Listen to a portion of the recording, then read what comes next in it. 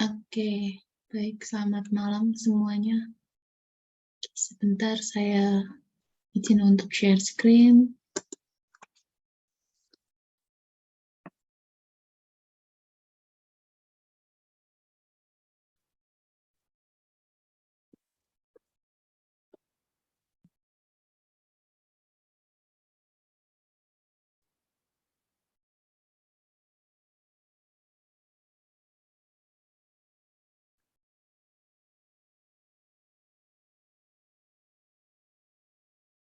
Oke, baik. Selamat malam semuanya. Hari ini kita pertemuan yang ketiga membahas tentang Math for Machine Learning PCA. Oke. Agenda hari ini, ini belum diedit kayaknya. Oke, hari ini kita bahas tentang PCA-nya. Jadi kita akan bahas tentang PCA mulai dari kapan kita menggunakan PCA, terus kita implement PCA untuk supervised learning dan unsupervised learning juga.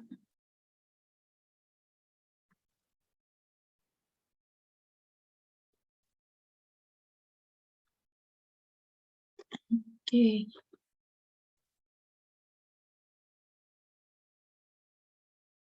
Baik. Apakah udah siap semuanya? Hari ini kita nggak akan terlalu banyak matematika kok. Nggak kayak hari kemarin, kedua dan hari pertama.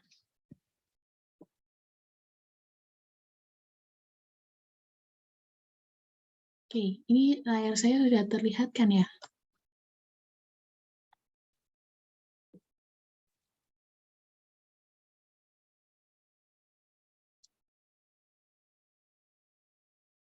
Oke, kalau sudah.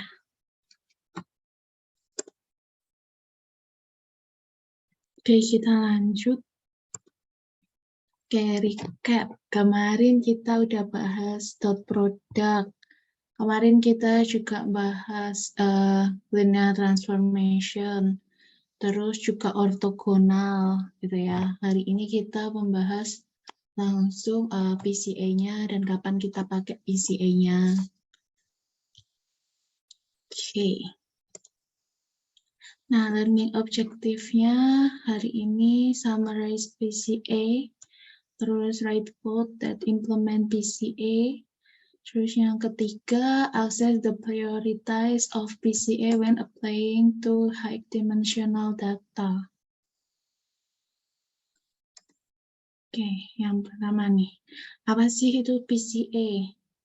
Jadi di sini PCA atau Principal Component Analysis ini salah satu yang fundamental untuk dimensional reduction technique ya yang dipakai di machine learning. Nah, di sini ada contoh gambar di sebelah sini.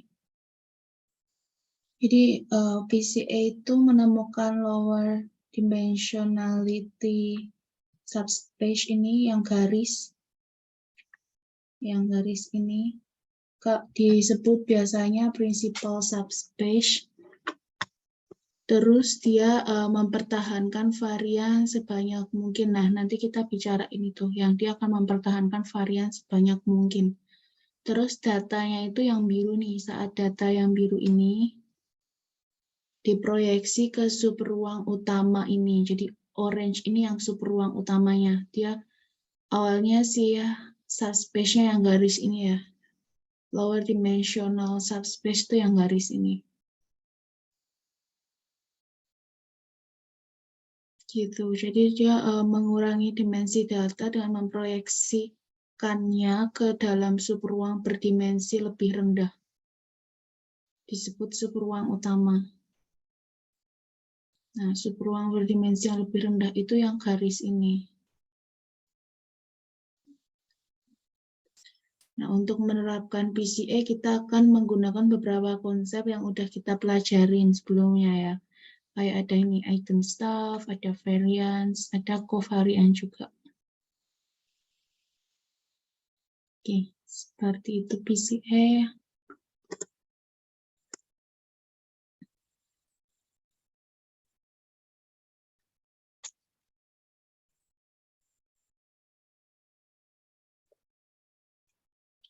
Oke, coba share sound dulu.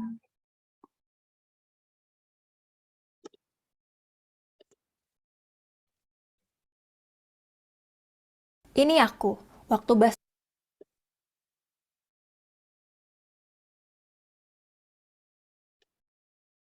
Hello, I'm Luis Serrano, and in this video we're going to learn Principal Component Analysis, or PCA. Principal Component Analysis, or PCA, is one of the most important dimensionality reduction techniques out there. What is dimensionality reduction? Well, let's say you have a huge table of data, so big that it's hard to process, and you would like to make it into a smaller one while still keeping as much of the information as possible. So dimensionality reduction techniques, what they do is they reduce the number of columns. So today we're going to learn PCA in a few steps. First, we're going to learn what projections are. Then we're going to learn variance, covariance, the covariance matrix. Then we're going to learn what eigenvalues and eigenvectors are. And finally, we're going to go to PCA. So let's begin. So let's start with a simple problem. Let's say we have a bunch of friends standing like this, and we want to take a picture of them. So the question is, where do we take the picture from? What angle? So it could be this one, it could be this one, or this one. Well, it seems like this would be one of the best angles to take the picture, right? And that's really what dimensionality reduction is. It's taking a picture of your data and trying to keep as much information as possible in this picture.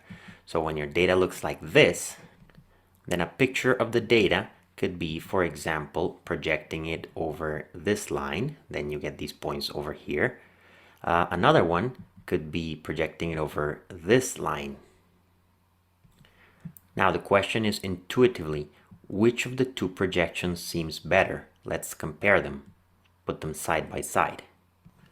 Well, it seems to me that the one on the right is better because the points are more spaced out and you can actually tell them apart. If you only had this picture, you could actually make out the data a little better than with the one on the left. So what we're going to learn in this video is how to obtain the projection in the right, how to get that sort of ideal line to project our data and keep it as sparse as possible. So first, a little parenthesis. Why does this matter? Why do we do this? So let me give you an example of some housing data. Let's say we have a housing data set with a bunch of columns with the following information: size, number of rooms, number of bathrooms, the schools that are around the area, and the crime rate. So if I gave you this data set and I told you there's too many columns, there's 5 and I want less, what would you think? Feel free to pause the video and think. How can we sort of reduce this and keep the information? Well, just from eyeballing it, I can see a difference here, right? The first 3 features are related to size. So maybe we can lump them together into something called a size feature. And the second 2 are related to the neighborhood. So let's lump them together into something called a location feature. So that's what dimensionality reduction is, right? We went from 5 columns to 2, and we're capturing the information because it seems to me that a bigger house may also have a higher number of rooms and a higher number of bathrooms. So we may not need the 3 pieces of information. We may need maybe a sum of the 3, or maybe a weighted sum. And the same thing for the second, for the location feature. So how to do this ideally? That's what PCA does. So let's look at an example, not from going from 5 columns to 2, but let's go from 2 columns to 1. So we have number of rooms and size, and we're going to try to lump those into one feature. So we have a graph here where on the horizontal axis we have number of rooms and on the vertical axis we have size. And notice that our suspicion was correct. The bigger the house, the more rooms it has. There is some variation, but for the most part. And so where would we project this data? How do we take a picture of these houses so that they look as spaced out as possible? Well, it seems like this line would work, right? And a little aside, we're not doing linear regression. We're not trying to fit the closest line to the data. We're trying to fit the one that makes the best projection. So it's slightly different, and definitely with a different purpose. But if we do this, then we project each house to the line by drawing the perpendicular and sending it there. So we do this, and then our data set changes a little bit. It's not exactly the same one, it's not faithful to the data, but it's much simpler because now it's not 2-dimensional, it's 1-dimensional, because now we can see it like this. And now we only have one axis, which is the size feature. So now all of a sudden our data set became more simple. It went from being a 2-dimensional data set, so a table of 2 columns, to a one-dimensional data set, so a table with only one column. Now every house only has one number attached to it, not two. So from 2 dimensions to 1 dimension, namely size and number of rooms, to the size feature. Now we did it from 2 dimensions to 1 dimension because it's graphically nice to see, but you can imagine that from 5 dimensions to 2 dimensions, it would be going from something like these features to the size and the location feature. So it's hard to picture 5 dimensions in our head, but imagine what we just did from 2 to 1, imagine it doing from 5 to 2. So if you've seen statistics before, the next couple of minutes may look like a review, but I still find it interesting because I like to see things in a more geometric way. So what is the mean of a set of numbers? Well, let's say that I have 3 weights that are exactly the same and I want to balance them. So how do we balance them? How do we find the perfect point of balance for these 3 weights? And let's just assume that that bar has no weight. So what I'm going to do is I'm going to imagine that there's a wall here at the left, and I'm going to measure the distance from every point to the wall. So the one is at distance 1, then the other one's 2, and then the other one is 6. And I'm going to take the average of these points. So the mean is 1 plus 2 plus 6 divided by 3. And that's the point of equilibrium. If I were to put a balance here at 3, then the points would balance. But now there are a lot more things I can say about a set. For example, what if I have these 3 points and these 3 points? How do I tell those apart? Well, not using the mean because they have the same mean. Notice that they balance on the same point. But if you can see, the points in the top are a lot closer to each other and the ones at the bottom are a lot more spread out. So how do I measure that?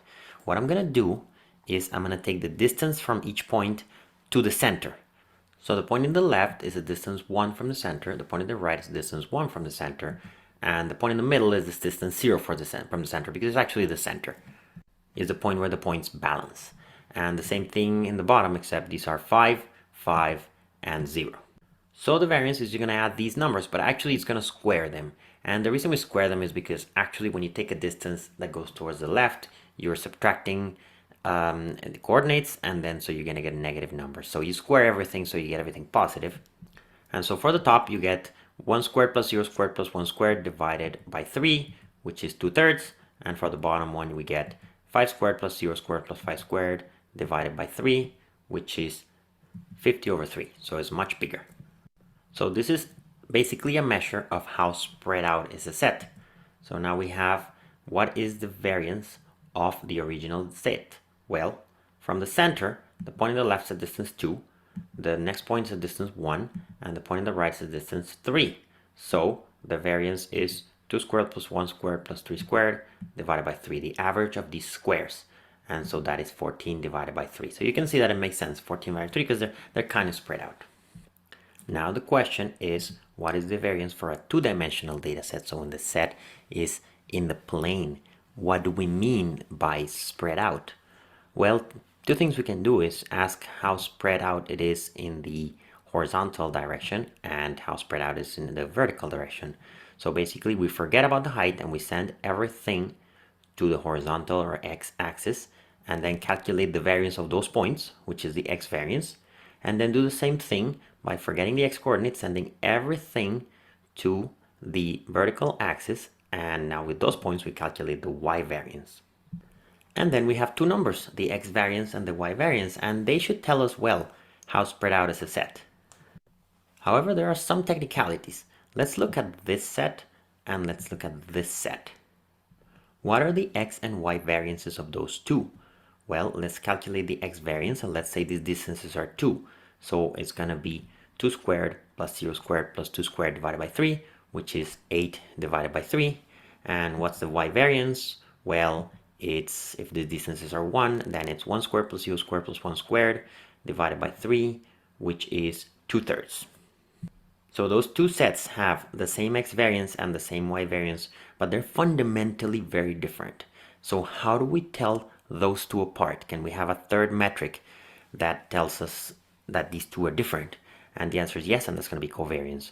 So the question that covariance answers is, how do we tell these 3 points apart from these 3 points? So let's think. Can you think of a number or a metric that tells those 2 sets apart? Feel free to pause the video and think about it. And I'll tell you the one that I think. It's the product of coordinates. So what if you look at the two numbers and multiply them, the 2 and the 1, the minus 2 and the 1, etc. Well, let's see. For the point in the middle, 0 times 0 is obviously 0. For the top right and the bottom left corner, it's actually plus 2 because 2 times 1 is 2, but minus 2 times minus 1 is also 2. And for the other 2 points is minus 2 because 2 times minus 1 is the same as minus 2 times 1, which is minus 2. So this product of coordinates is positive for these 2 points and negative for these 2 points. And it's 0 for the one in the middle, but that's okay. It still helps us tell the points apart. So basically covariance is the sum of products of coordinates. See, before it was the sum of squares of one of the coordinates. Now it's the sum of products of coordinates. So let's calculate the covariance of this set. We see that the products are minus 2, 0, and minus 2. And for this set, where the products are 2, 0, and 2. So the covariance for the set on the left is negative 2 plus 0 plus negative 2, which is minus 4 over 3, divided by 3, the average of those. And the one on the right is 2 plus 0 plus 2 divided by 3, which is 4 over 3. So the points in the left have a negative covariance and the points in the right have a positive covariance. If you heard the term correlation, that's also very related to this. The points in the left are negatively correlated and the ones in the right are positively correlated. Because in the ones on the left, as the x direction grows, the y direction decreases, whereas in the ones in the right, as the x direction grows, the y direction grows as well. So let's look at another set and try to calculate the covariance. This is our set. What do you think the covariance of this one is going to be? Well, let me tell you. Let's calculate all the products. They are minus 2, 0, and 2 according to this numbers over here. And then the covariance is just the sum of all those things. But you can see that they all cancel out. So the sum of all those things divided by 9, the average, is actually 0. And it made sense because this set is not positively correlated or negatively correlated. It doesn't look like a diagonal in either one of the directions. It looks like a sort of thing in the middle. So by looking at the type of set, we can sort of tell the covariance. If we have a set like this, or like this, or like this, what do you think the covariances are? So the first one looks like an inverted diagonal, so it's got negative covariance. The first one looks like it's just sort of well-centered, so it's have probably covariance of 0 or a very small covariance. And the third one has a positive covariance because it looks like a sort of forwards diagonal. So this covariance is going to help us a lot with PCA. So now we're ready to start thinking about PCA. Let's say we have a data set like this one. How do we find the perfect projection? Well, first let's put it in some coordinate axis, and the first thing we're going to do is center it. So center it means we're going to take the average of the coordinates, both in the x and in the y direction, find that center of mass, think of the point where this set would balance, and move that to 0. So we're going to move it so that this data set is centered at 0. And now we are going to create a 2 by 2 matrix, and the 2 by 2 matrix is going to be very simple. It's just going to be formed by the two variances and the covariance of this data set. So on the top left corner, we're going to put the x variance, so the variance on the horizontal axis. In this coordinate, we're going to put the y variance, so the variance in the vertical direction. And then in the other two spots, we're going to put the covariance. We're going to put it there twice. And in the literature, this matrix is normally called sigma, but we're just going to call it the covariance matrix. And so let me just make up some numbers. This data set looks like it could have this covariance matrix 9, 4, 4, 3, because 9 is the x variance, because the data set looks like it's pretty spread in the x direction. It's not so much spread in the y direction, so the variance y is maybe something like 3. And it looks like it's has positive covariance because it looks like a forwards diagonal. So let's just say that the covariance is 4. So now we're going to do a little aside on linear transformations, because that matrix, we're going to think about it now as a linear transformation. Don't get scared with the term. Linear transformation is really just a function or a map from, say, the plane to the plane. This could be also be in higher dimensions, but here it's just going to be in 2. So it sends any point in the plane on the left to a point in the plane on the right in the following way, using the numbers of the matrix. So a point of coordinates x comma y gets sent to the point 9x plus 4y and 4x plus 3y. So two coordinates go to two coordinates, and the numbers are taken from the matrix. This 9 and this 4 get encoded here at this 9x plus 4y, and this 4 and this 3 get encoded in this 4x plus 3y. If you feel more comfortable thinking of points as two rows instead of two columns, the way I did it, feel free to think of that so that you can think of matrix multiplication. But if you want to just simplify, think about it this way. So let's see what this transformation does. Let's see what it does to several points. Where does the point 0, 0 go? Well, what is 9 times 0 plus 4 times 0? Well, that's just 0. And 4 times 0 plus 3 times 0, that's 0. So this goes to the point 0, 0. So let's draw the point in the left, the point 0, 0. And that goes to the point 0, 0. So very simple. Let's do another slightly more complicated point. Where do you think the point 1, 0 goes? At any moment, feel free to pause the video and think about it yourself. 1, 0 goes to 9, 4, because if you plug in the numbers 1 and 0 for x and y, you get 9 and 4 for 9x plus 4y, because you get 9 times 1 plus 4 times 0, and then 4 times 1 plus 3 times 0. So that goes to 0.94. So we're going to send the point 1, 0 to in the left to the 0.94 at the right. And these are not drawn at scale, but I'm trying to capture the entire movement here. Next point would be 0, 1, which is over here. And you can do the math. That goes to 4, 3. So it goes over here. The next point is minus 1, 0, which is here. And it goes to minus 9, minus 4, which is over here. And finally, the point 0, minus 1, which is over here, goes to the point minus 4, 3, which is here. And hopefully you can see a pattern here, right? As a matter of fact, if you take this circle, the unit sphere, where do you think it goes? Well, it goes to this ellipse over here. Now, it almost seems like what we did was stretching the plane in a sort of diagonal direction. Actually, we did two stretchings, but one is very small. But that's really what a linear transformation does, most of them. So let's think about this. There is some vector here, the red vector, that actually goes to this one. So what happens is we sort of stretch the plane in that direction. The direction is, we can calculate in a minute, but it's 2, 1, so it's 2 units to the right and 1 unit up. That's just the direction, that's not the vector. And the magnitude is 11. We'll see why it's 11. But basically the plane got stretched by a factor of 11 in that direction. And then there's another vector which has the direction minus 1, 2. And that one gets sent to itself. So it's actually stretched by a direction of 1. Sometimes you will have different numbers, but basically think of it as 2 stretchings, and they happen to be perpendicular in this particular case. So let's see. The directions are 2, 1 and minus 1, 2. These are the eigenvectors which give us direction, and the eigenvalues, which are these factors of stretching, are 11 and 1. So those are, as I said, called eigenvalues, and they give us the magnitude. So again, we can think of a linear transformation given the eigenvectors and the eigenvalues as in the direction 2, 1, so 2 units to the right and 1 up, we stretch by 11. In the direction minus 1, 2, which is 1 unit to the left, that's minus 1, and 2 units up, we stretch by a factor of 1, so we don't do much. And so the transformation basically does this.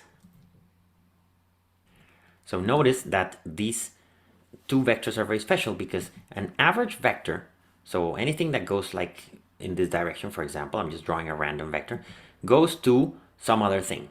But the red vector goes to something that points in the same direction. And the green vector goes to something that points in the same direction. So those two are the eigenvectors. The two vectors that actually go to something that points in the same direction, basically what you're trying to say is that the linear transformation, which is this matrix, for most vectors, it does some crazy thing.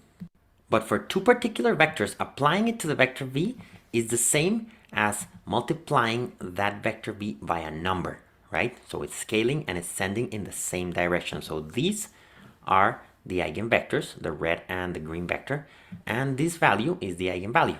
So there are many ways to calculate eigenvalues and eigenvectors. My favorite was just type the matrix into Wolfram Alpha and it just tells me everything. There's an algebraic way that I won't get into much detail, but basically you take your matrix, you take the characteristic polynomial, which is subtract x minus the things in the diagonal, and then do minus for everything that's off the diagonal. Take the determinant of this, which is this formula over here, and express it as a quadratic, and factor this quadratic into two things, and then you magically get x minus 11, x minus 1. I'm going a little fast here because it's something that if you really are interested, you can read further. Then the eigenvalues are going to be the two roots of this polynomial, so 11 and 1. That's how we find the eigenvalues. And how do we find the eigenvectors? Well, now that we have the eigenvalues, then we have transformation times a vector uv, and I'm reusing the letter v, but that doesn't matter. Now we just have two coordinates, is equal to 11 times that vector, and the matrix times another vector is 1 times that vector. So if we solve these as two linear equations for u and v, we get the eigenvector 2, 1 and the eigenvector minus 1, 2. If you find this interesting and you want to see some amazing animations with amazing explanations, go to this channel, 3 Blue 1 Brown. He has a whole series on linear algebra, and his treatment of eigenvectors and eigenvalues is actually fantastic. So that may have been a little bit too much math, but think about this as the moral just says that if you have a linear transformation, it is stretching the plane in two directions. And those directions are given by the eigenvectors, and the amount you're stretching is given by the eigenvalues. Okay, so now we're ready to do PCA. First, we start with a data set and we center it. Now we calculate the covariance matrix, which as we saw, the x variance is 9, the y variance is 3, and the covariance is 4. So this matrix has eigenvectors, which give us direction, eigenvalues, which give us magnitude. The first one is direction to 1, and magnitude 11, which is this one over here. The second one is direction minus 1, 2, and magnitude 1, which is this one over here. And notice that the two eigenvectors and eigenvalues tell us a lot about our data set, right? Because it sort of tells us in what direction is spread and by how much. Also notice that the red and the green vectors are perpendicular. That's not out of luck. That's something that happens when we have a symmetric matrix. Symmetric means that in this case, this 4 and this 4 are the same. Because in general, symmetric means if you reflect the matrix over the main diagonal, you get the same matrix. So the entries on top of the diagonal are the same, and the ones below the diagonal are the corresponding one. And when the matrix is symmetric, then the eigenvectors are orthogonal or perpendicular, even in higher dimensions.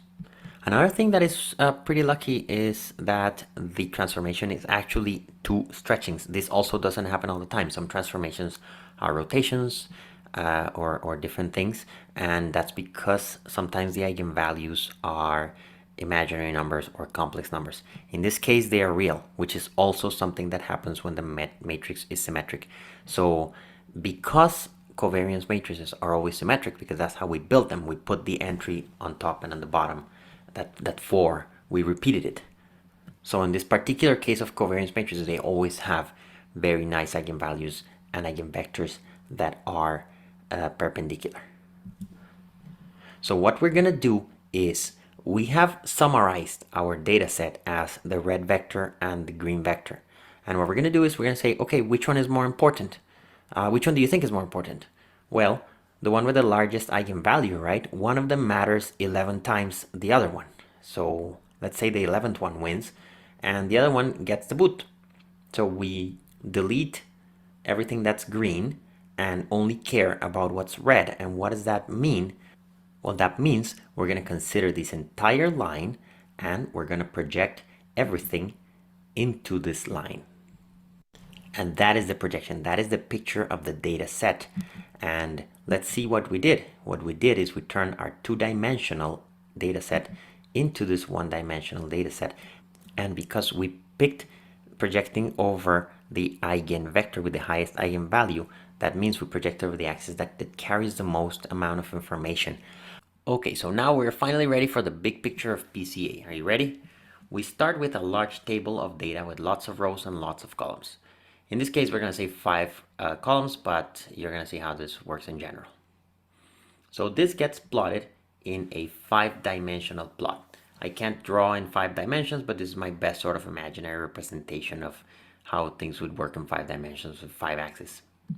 So now, from this data, we get a 5 by 5 covariance matrix. In the main diagonal entries, we see all the variances with respect to each of the dimensions, and in the off-diagonal entries, we get the covariance for each pair of dimensions taken at a time. And notice that this is symmetric because we put the same entry on the top right and as the bottom left. So now that we have a matrix, we calculate a bunch of eigen stuff. We calculate 5 eigenvectors with their corresponding eigenvalues. Then we order them from small to big. And now it's up to us to pick how many of the big ones we want. That depends on the eigenvalue or on how many dimensions we want to get to. But let's say we pick the top 2 and erase the bottom 3. So now what do? We go back to our 4th-dimensional plot and plot those 2 eigenvectors with the length being the corresponding eigenvalue. So we get these 2, the red and the green. Now this creates a smaller dimensional space. In this case, it creates a plane we can see. So now what we do is we project everything with respect to this plane. So we sort of take the shadow or like take a picture that prints in this plane and we get a 2-dimensional plot. And this 2-dimensional plot is a pretty faithful representation of our 5-dimensional plot because we did it the smartest possible way by picking the directions in which the data is spread the most. And therefore, from this 2-dimensional plot, we get a smaller table with 2 columns that actually captures the data as well as possible. So that's it. That's the dimensionality reduction, and that's the big picture of PCA. And that's it for this video. Thank you very much for your attention. As usual, if you like this, please subscribe for more videos coming. Oke, tadi dijelasin ya, pakai contoh yang kalau mau foto gimana. Jadi kayak PCA itu buat picture data kita gitu ya. Terus tadi di akhir juga dijelasin juga ya. Langsung kalau ada large table kayak apa untuk kita smaller dimensionalnya gitu. Oke, kita ke demo.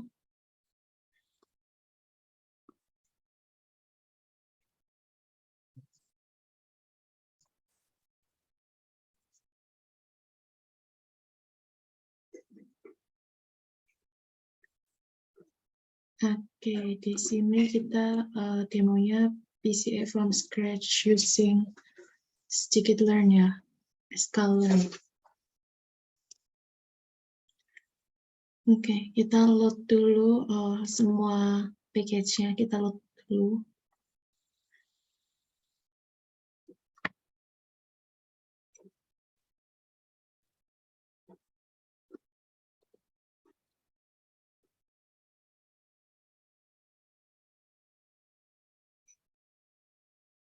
Oke, kita udah load.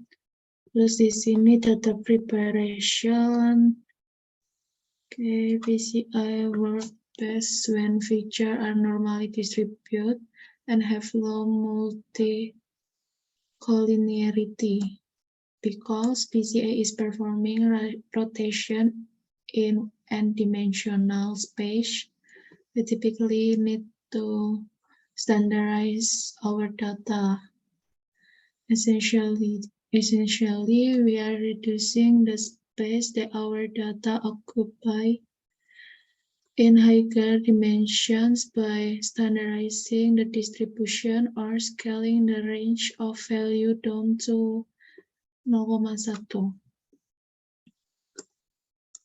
Okay, each method of scaling has its own data requirement, and there are several flavors of scaling and standardization. Therefore, you should first conduct a thorough data analysis of your feature in order to make this assessment. You may see the terms scaling, standardizing, centering, and normalizing. Oke, di sini scaling itu change the range of data but does not affect the distribution. Terus ada tadi standardizing, change the distribution of data by calculating the standard normal score. Terus centering, shift the distribution of the data so that the mean is 0. Terus yang terakhir normalizing. Normalize the row of your data set. Okay. When using PCA to build the predictive model, we typically want to standardize the data with standard scalar. but some case cluster analysis or NLP may require normalization of row, not column. There also may be other case outside of PCA where you will need to scale or standardize. Tadi kita udah masukin ya yang standard scaler nih. Tadi kita udah import dari scalar.preprocessing, import standard scalar. Oke, download wine data. Di sini kita pakai wine data. Oke. Terus kita split ke training dan tes. Terus kita standardize. Kita split dulu di sini pakai yang library bawaan train test split bawaan sklearn. Terus kita standardize the feature. Kita masukin standard scalar-nya. Kita transform. Oke, kita masuk ke PCA from scratch. Nah, pertama kita calculate the covariance matrix. Oke, ini formula untuk covariance matrix of feature M dan N is defined as follow ya. Oke, covmat sama dengan NP, kita pakai NumPy. Xtrain underscore std yang udah kita standardize std, titik T. Terus kita must calculate eigenvector dan eigenvalue. Terus di sini kita lanjut calculate the variance. Oke. Kita calculate cumulative sum of explained variance, total sum dari eigenvalues yang tadi. Terus kita var xp e RTOT for e insert eigenvalue reserve true. Kita masukin plot explained variance-nya. Sini kelihatan explained variance-nya. Oke, ini cumulative explain. Terus yang upper ini individual explain.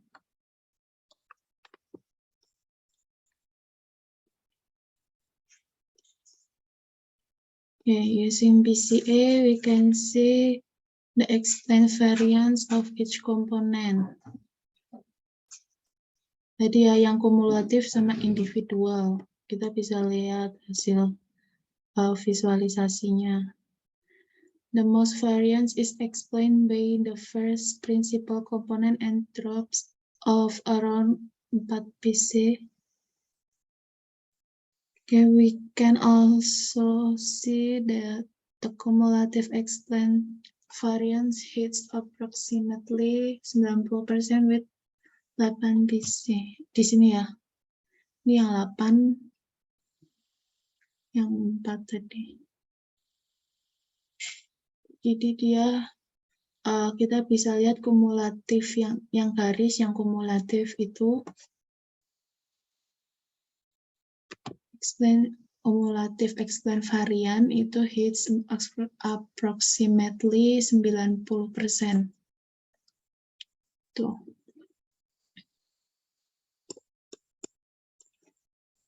Oke, selanjutnya kita lakuin vector transformation.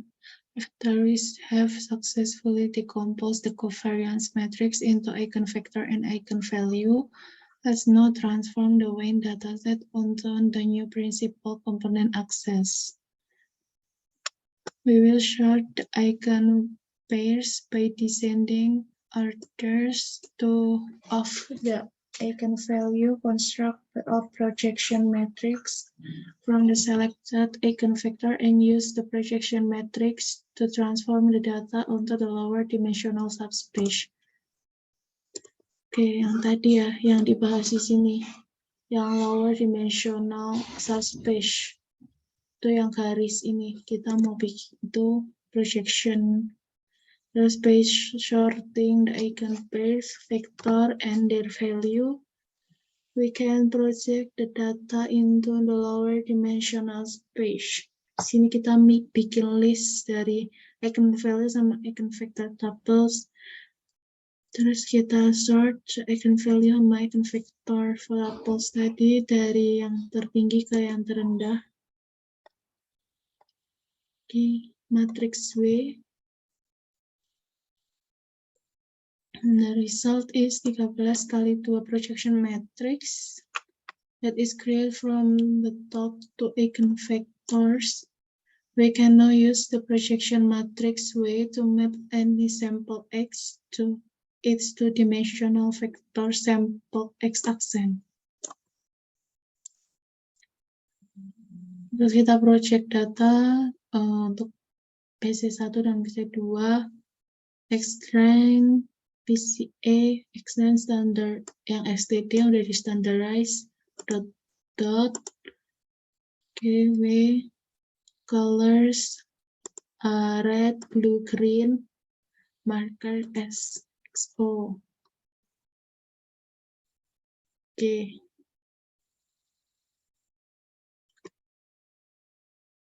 Di sini PLT X label PC1 yang red. PC2 itu, PC1 ini yang pertamanya yang red, yang kedua yang X, ini yang blue, RGB, blue green, itu yang hijau ini.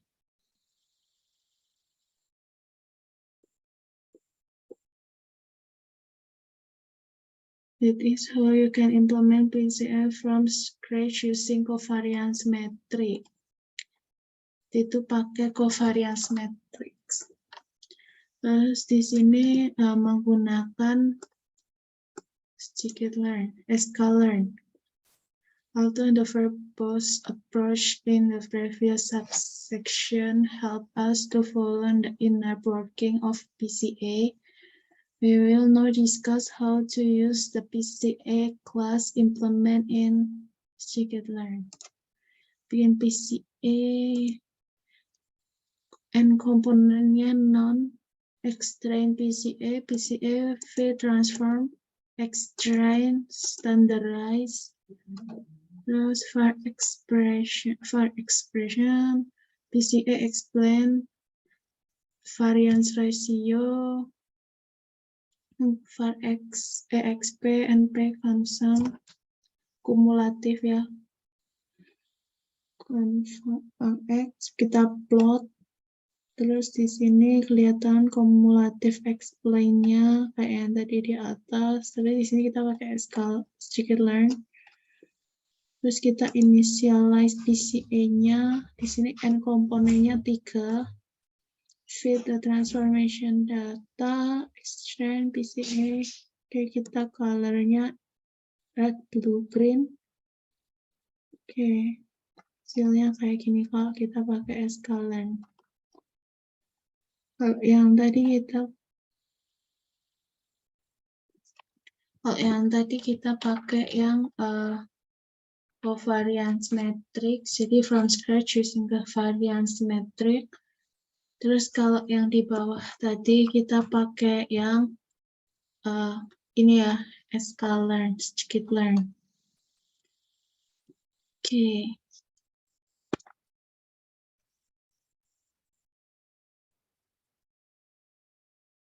Ini udah pakai PCA sendiri di sini.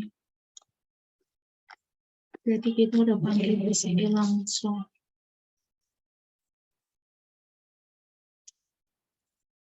Oke, ada yang tanya PCA explain variance ratio. Variance ratio.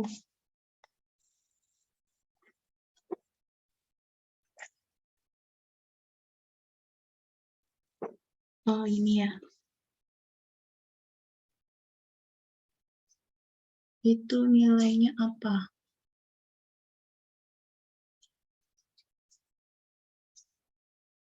Oke. Itu nilainya apa? Menunjukkan apa?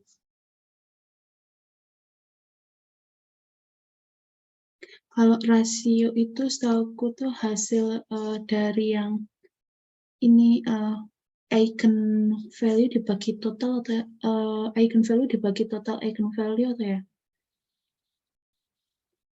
Jadi dapat rasio dari variansinya gitu. Terus nanti buat ditampilin di bar chart ini nih.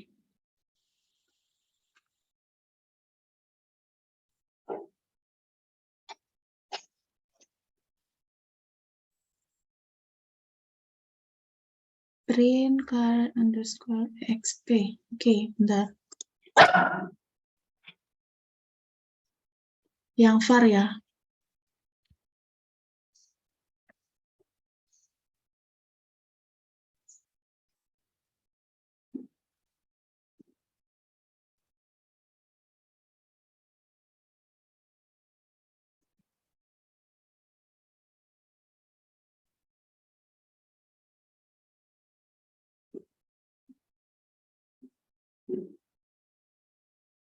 Var _xp.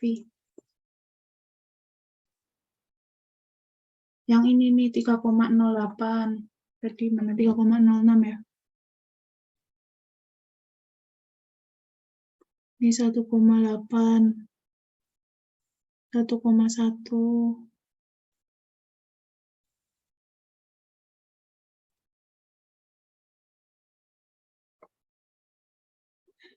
Nilainya sejumlah fiturnya ya.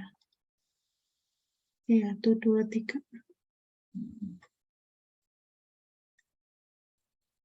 Iya, sejumlah fiturnya. Ini kalau misal ini kan udah pakai yang bawaannya explain variance ratio. Itu kalau enggak itu harusnya kayak yang eigenvalue dipakai total eigenvalue-nya gitu. Rumus aslinya.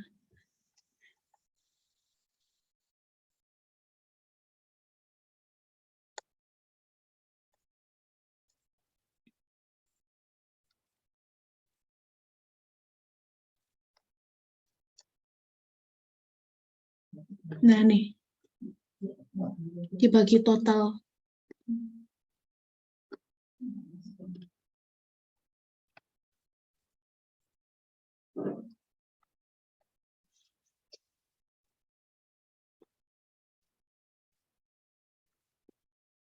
Jadi kalau rumus aslinya yang tadi yang si explain variance ratio itu ini.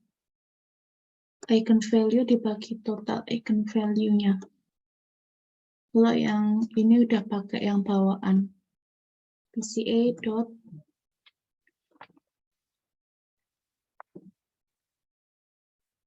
Oke, mungkin ada lagi yang mau bertanya.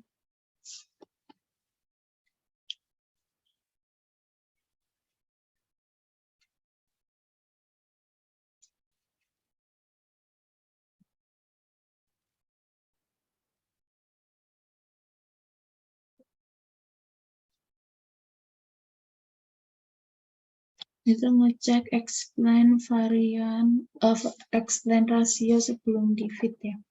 Iya.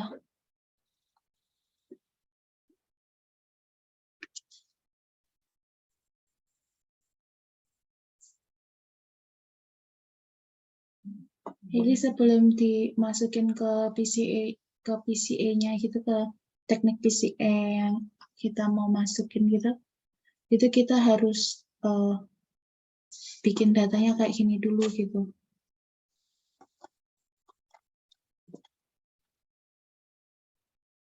Ini kan tadi calculate variansinya dulu baru bisa dimasukin ke si ini, ke si PCA-nya. Kalau yang tadi kan ini pakai yang from scratch ya, jadi dihitung dari awal covariant matriksnya, eigenvalue, eigenvektornya baru dibikin gitu. Kalau pakai eskalen kayak yang bawah ini. Bisa langsung ke transform.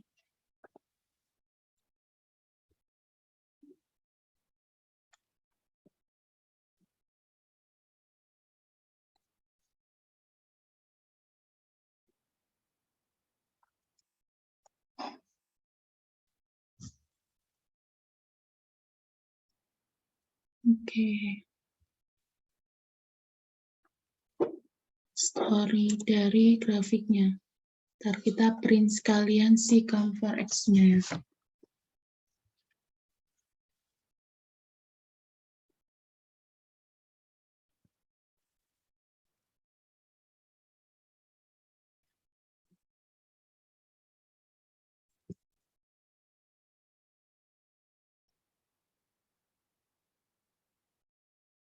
Oke, kalau ini kan eigenvalue rasio itu kan dari 0 sampai 1 gitu ya. Terus yang ini tuh principal component index.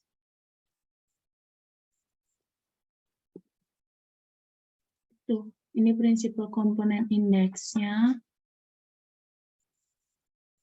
Di sini pakai range labelnya 1,14 gitu ya.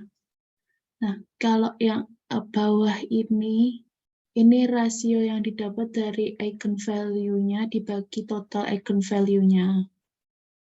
Nah, kalau yang atas itu pakai yang ini sih kamsam ini. Kalau kita lihat yang atas yang dari scratch ya. Dia langsung pakai si kamsamnya. Nah nih, ini kan nih dari total sum eigenvalues-nya. Jadi total eigenvalue-nya gitu. Jadi eigenvalue dibagi total eigenvalue-nya. Nah, kalau si kamsam ini, kamsam punya NumPy.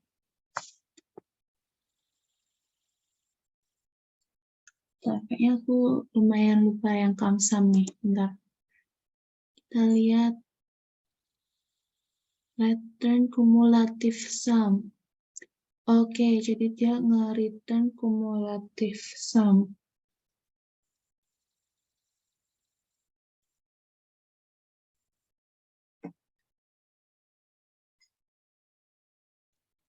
Oke, tadi sempat disebut ya harus ada yang kumulatif sum juga kayaknya di video ya. Nah, itu kumulatif yang udah kumulatif sum di sini berarti dia yang grafik garisnya ini.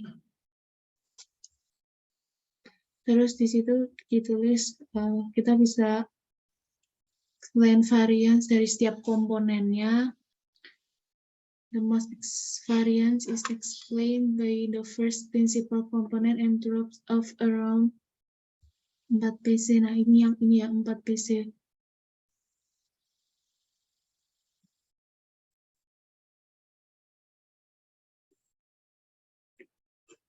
We can also see the cumulative explained variance hits approximately 90% with 8.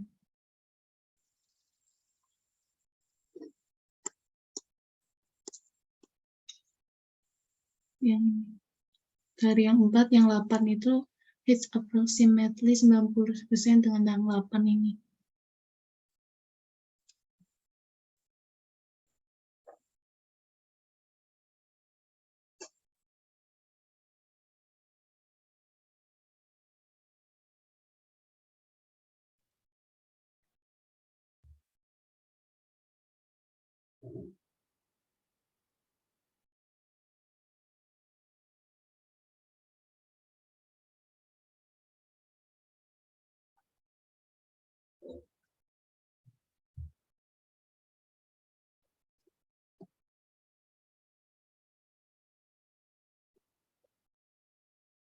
Kalau sesudah di-feed baru dilihat kamsamnya gimana, Kak?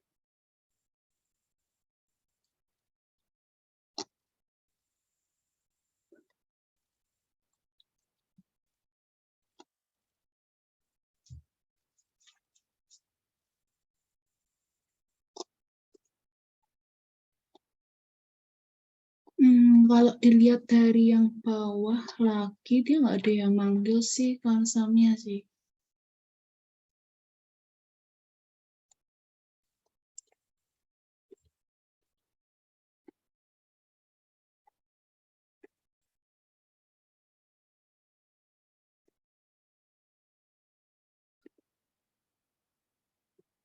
Ini udah nggak ada yang manggil yang kamsam sih sebenarnya. Kayaknya itu juga cuma mungkin buat kita ngeliat juga sih kayak Gamsang sama yang si individu kumulatif sama si individual variasinya tuh kayak gimana?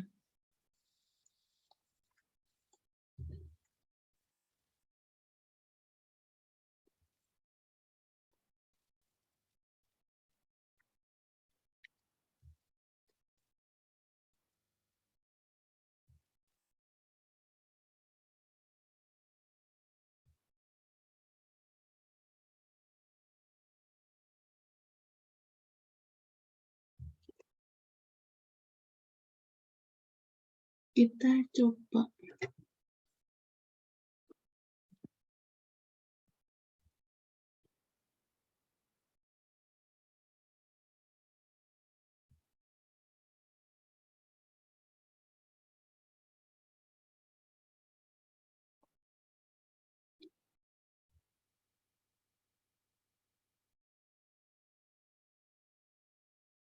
Kalau udah di fit terus lihat.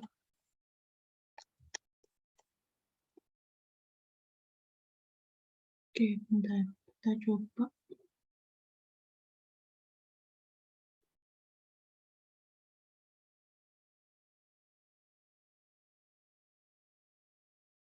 Ya, kita langsung pakai yang eskalarnya.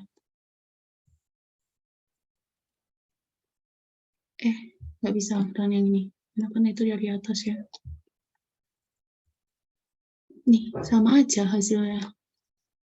Jadi walaupun nggak di run yang ini nggak masalah.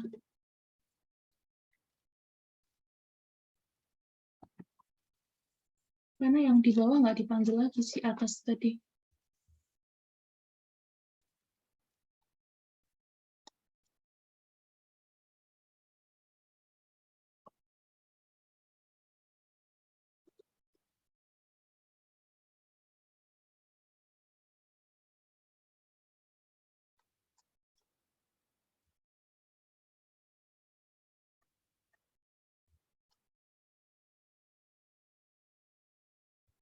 Ya, sama aja. Mungkin ini cuma buat ngelihat si variansinya kayak gimana sih.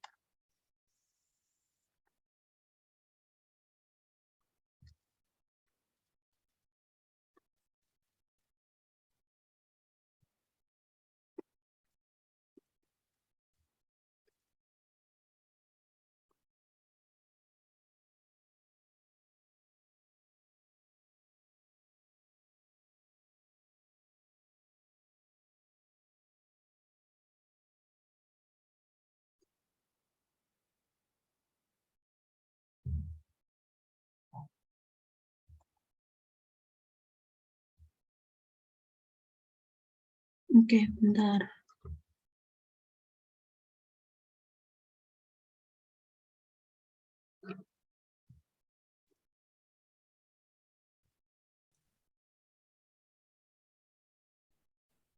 Halo Kak. Ya, boleh. Gimana? Oh, dengar ya? Udah Ya, kedengaran ya udah saya. terdengar. Mau tanya nih Kak, jadi saya juga pernah menggunakan PCA gitu untuk melakukan dimensional reduction. Nah, yang saya bingungkan itu uh, saya pernah cek gitu kan, explain varionya setelah di fit sama sebelum di fit gitu. Kalau setelah di fit kan misalkan pakai prinsipal komponennya 2 gitu. Nanti hasil dari explain rasionya juga 2 gitu. Nah, sementara yang apa namanya? Kalau yang sebelum di fit kan sejumlah fitur yang digunakan gitu. Nah, tujuan dari PCA sendiri kan sebenarnya mereduksi dimensi gitu supaya lebih compact gitu. Kalau ada 100 dimensi kita reduksi jadi 10 misalnya kan akan lebih ringan. Nah, pertanyaannya tuh Pak, kita taunya setelah dikompres itu udah merepresent katakan dari 100 menjadi 10 gitu. Itu udah merepresentasikan dari 100 fitur itu dari mana gitu loh. Baik dan tidaknya hasil dari PCA-nya itu gimana. Nah, dulu saya kira menggunakan varian rasio ini gitu. Tapi saya juga masih bingung ininya sih bacanya gitu karena nilai-nilainya itu juga. Ini barusan juga ternyata kan kayak dia itu kan emang kalau ini kan 14 nih karena kan dari yang awal gitu ya. Yang jumlah yang awal itu ada 14 gitu.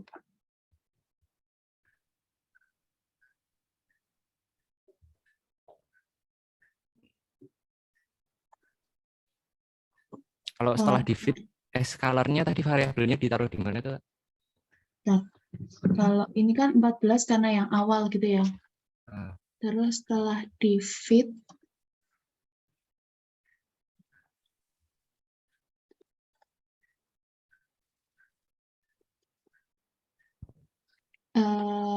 fit transform ditaruh di yang ini SL ini. nah itu extrain PCA SL-nya itu kemudian di Iya. dot explain ratio coba. Hmm,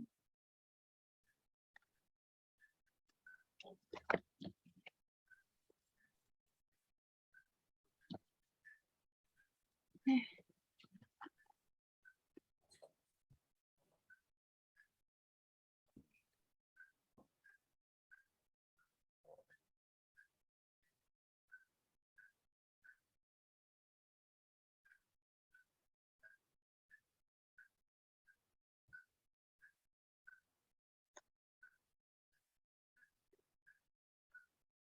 PCA explain ratio.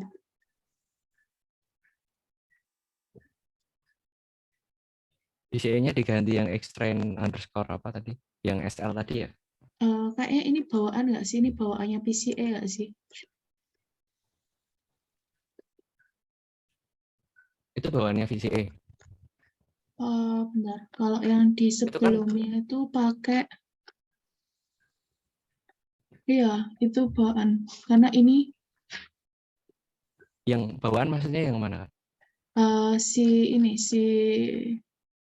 explain variance ratio. Kalau aku ilangin PCA-nya ini kan kayak dia kan bawaannya PCA, jadi nggak bisa dipanggil. Nah, PCA-nya itu diganti yang extrain apa? eh extrain apa itu namanya? Yang tadi itu underscore SL tadi. Nah, itu coba bisa nggak ya? Nggak bisa, karena kan itu punya PCA, jadi harus dipanggilnya tetap .pca dulu. PCA dot.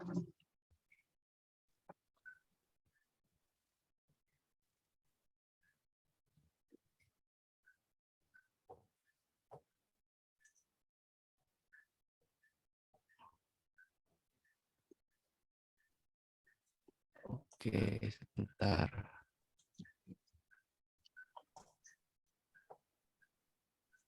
Saya tak coba buka punya saya dulu. Kayaknya dulu pernah setelah di apa namanya? Di PCA itu saya lihat explain-nya.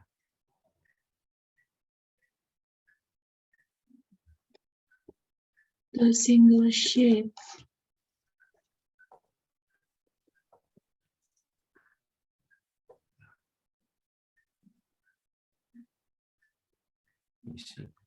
PCA. Print.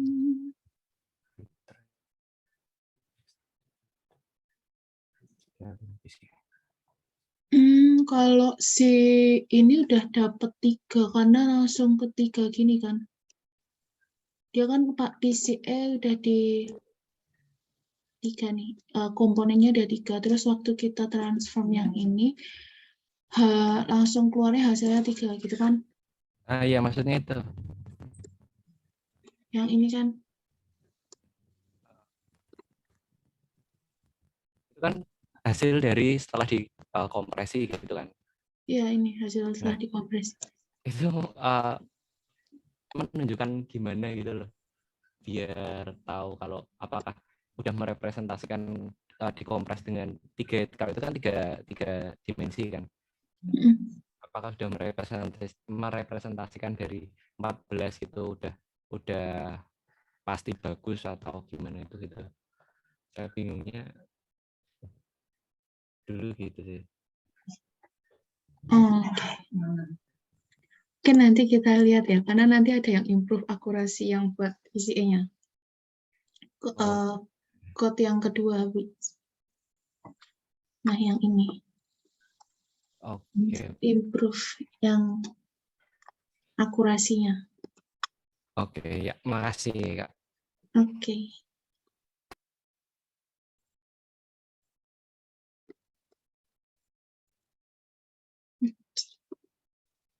Kalau gitu kita lanjut ya. Terus di sini kapan kita harus pakai PCA gitu. Jadi yang pertama itu ketika kita pengen mengurangi dimensi data tapi tidak dapat mengidentifikasikan variabel mana yang harus dihapus sepenuhnya. Ya. Terus yang kedua itu ketika kita ngerasa kalau data dan modelnya itu kurang dapat ditafsir gitu ya. Datanya kita comfortable sama datanya tapi modelnya itu kurang dapat kita ini tafsirkan gitu kan.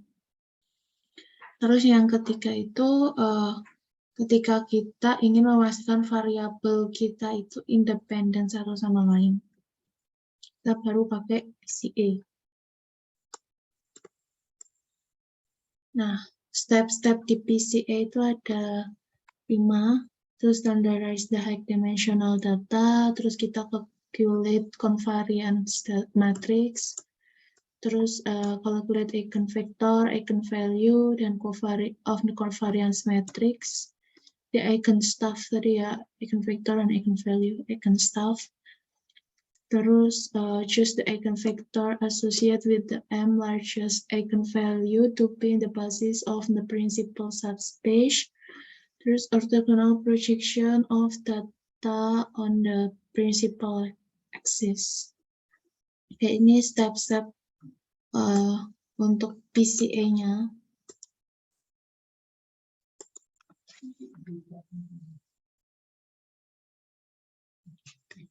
Oke.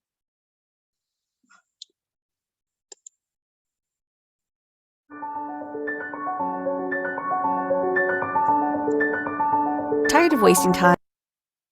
StatQuest breaks it down into bite-sized pieces. Hooray! Hello, I'm Josh Starmer and welcome to StatQuest.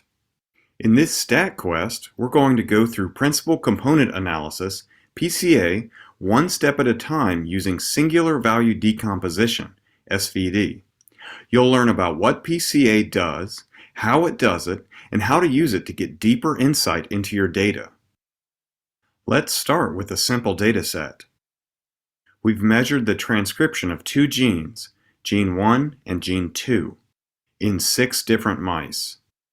Note, if you're not into mice and genes, think of the mice as individual samples, and the genes as variables that we measure for each sample.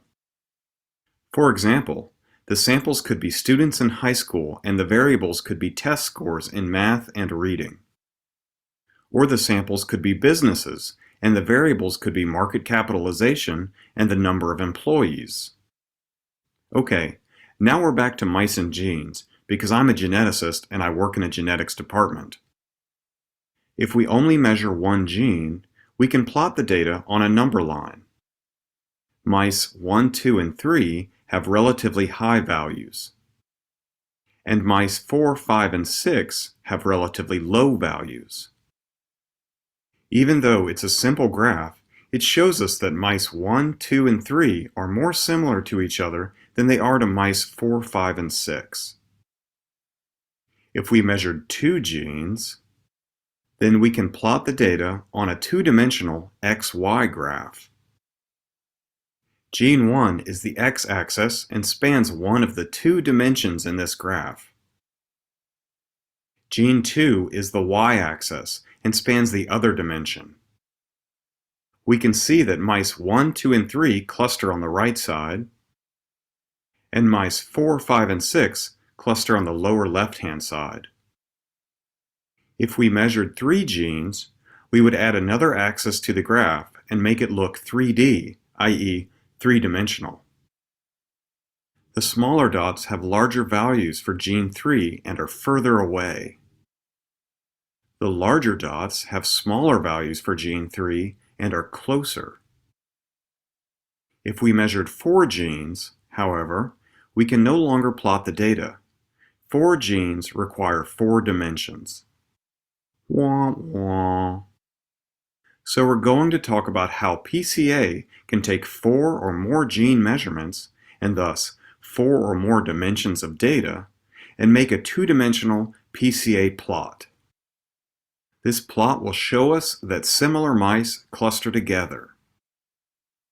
We'll also talk about how PCA can tell us which gene, or variable, is the most valuable for clustering the data. For example, PCA might tell us that gene 3 is responsible for separating samples along the x-axis. Lastly, we'll talk about how PCA can tell us how accurate the 2D graph is. To understand what PCA does and how it works, let's go back to the dataset that only had 2 genes. We'll start by plotting the data. Then we'll calculate the average measurement for gene 1 and the average measurement for gene 2. With the average values, we can calculate the center of the data. From this point on, we'll focus on what happens in the graph. We no longer need the original data. Now we'll shift the data so that the center is on top of the origin in the graph. Note, shifting the data did not change how the data points are positioned relative to each other. This point is still the highest one, and this is still the rightmost point, etc. Now that the data are centered on the origin, we can try to fit a line to it. To do this, we start by drawing a random line that goes through the origin. Then we rotate the line until it fits the data as well as it can, given that it has to go through the origin. Ultimately, this line fits best. But I'm getting ahead of myself. First, we need to talk about how PCA decides if a fit is good or not. So let's go back to the original random line that goes through the origin. To quantify how good this line fits the data, PCA projects the data onto it. And then it can either measure the distances from the data to the line and try to find the line that minimizes those distances, or it can try to find the line that maximizes the distances from the projected points to the origin.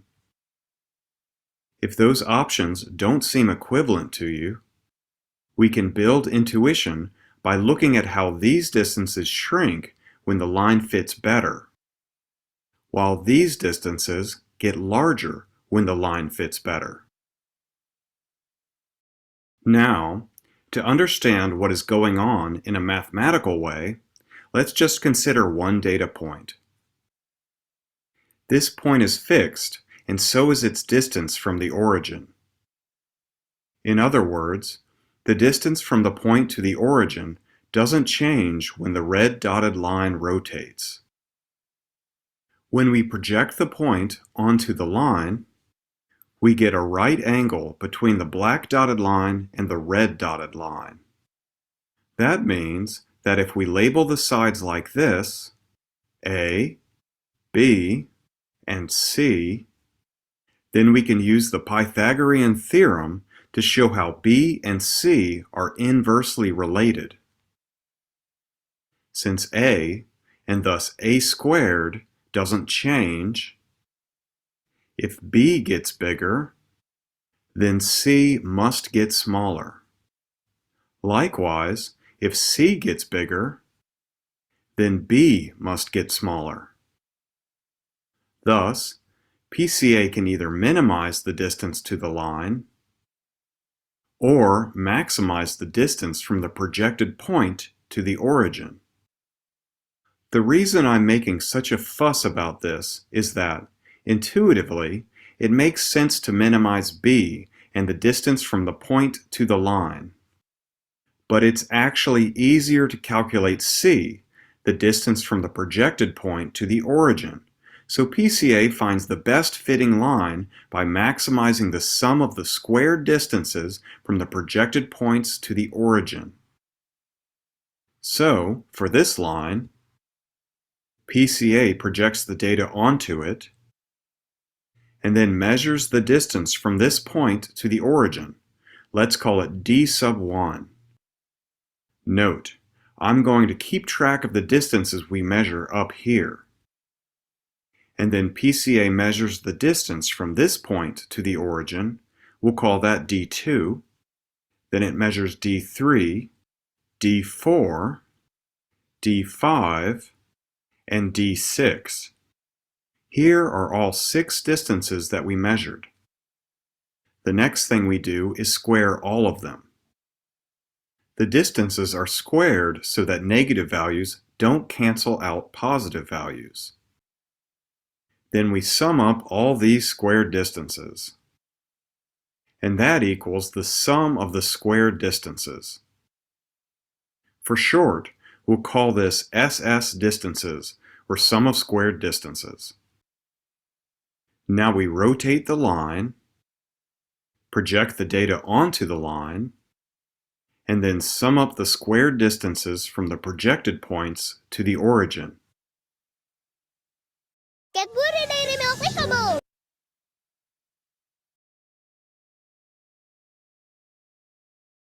And we repeat until we end up with the line with the largest sum of squared distances between the projected points and the origin.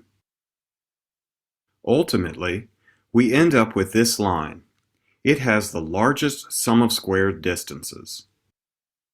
This line is called Principal Component 1, or PC1 for short. PC1 has a slope of 0.25.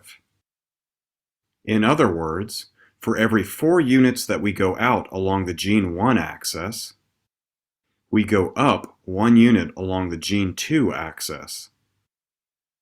That means that the data are mostly spread out along the gene 1 axis, and only a little bit spread out along the gene 2 axis. One way to think about PC1 is in terms of a cocktail recipe. To make PC1, mix 4 parts gene 1 with 1 part gene 2. Pour over ice and serve. The ratio of gene 1 to gene 2 tells you that gene 1 is more important when it comes to describing how the data are spread out. Oh no, terminology alert! Mathematicians call this cocktail recipe a linear combination of genes 1 and 2. I mention this because when someone says PC1 is a linear combination of variables, this is what they're talking about. It's no big deal. The recipe for PC1, going over 4 and up 1, gets us to this point. We can solve for the length of the red line using the Pythagorean theorem. The old a squared equals b squared plus c squared. Plugging in the numbers gives us a equals 4.12. So the length of the red line is 4.12. When you do PCA with SVD, the recipe for PC1 is scaled so that this length equals 1. All we have to do to scale the triangle so that the red line is 1 unit long is to divide each side by 4.12. For those of you keeping score, here's the math worked out that shows that all we need to do is divide all 3 sides by 4.12. Here are the scaled values. The new values change our recipe, but the ratio is the same. We still use 4 times as much gene 1 as gene 2. So now we are back to looking at the data, the best fitting line, and the unit vector that we just calculated. Oh no! Another terminology alert! This 1 unit long vector, consisting of 0.97 parts gene 1 and 0.242 parts gene 2, is called the singular vector, or the eigenvector for PC1. And the proportions of each gene are called loading scores. Also, while I'm at it, PCA calls the sums of squares of the distances for the best fit line the eigenvalue for PC1.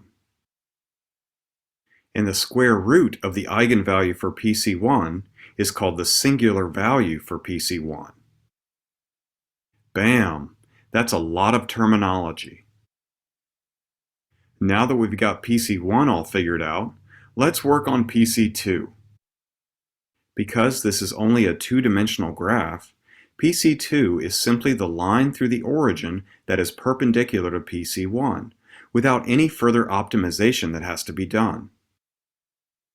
And this means that the recipe for PC2 is -1 parts gene 1 to 4 parts gene 2.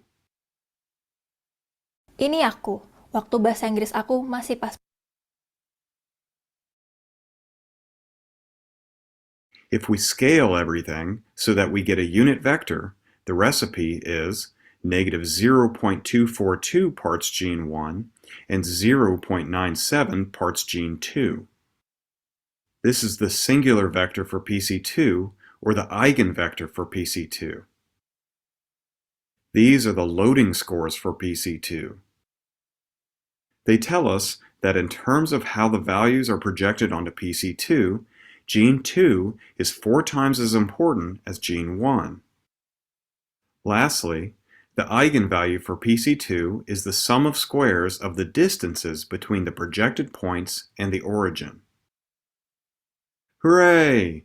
We've worked out PC1 and PC2. To draw the final PCA plot, we simply rotate everything so that PC1 is horizontal. Then we use the projected points to find where the samples go in the PCA plot. For example, these projected points correspond to sample 6. So sample 6 goes here. Sample 2 goes here. And sample 1 goes here. Etc. Double bam!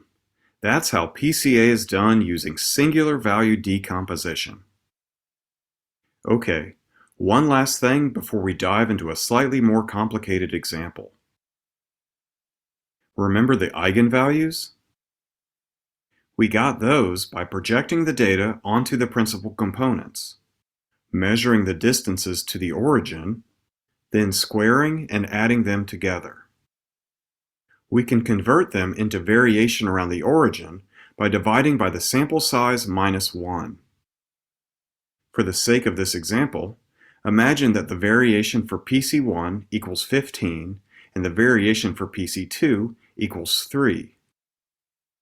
That means that the total variation around both PCs is 15 plus 3 equals 18. And that means PC1 accounts for 15 divided by 18 equals 0.83, or 83% of the total variation around the PCs. PC2 accounts for 3 divided by 18 equals 17% of the total variation around the PCs. Oh no, another terminology alert. A scree plot is a graphical representation of the percentages of variation that each PC accounts for. We'll talk more about scree plots later. Bam! Okay, now let's quickly go through a slightly more complicated example. PCA with 3 variables, in this case that means 3 genes, is pretty much the same as 2 variables. You center the data. You then find the best fitting line that goes through the origin. Just like before, the best fitting line is PC1. But the recipe for PC1 now has 3 ingredients. In this case, gene 3 is the most important ingredient for PC1. You then find PC2, the next best fitting line, given that it goes through the origin and is perpendicular to PC1. Here's the recipe for PC2.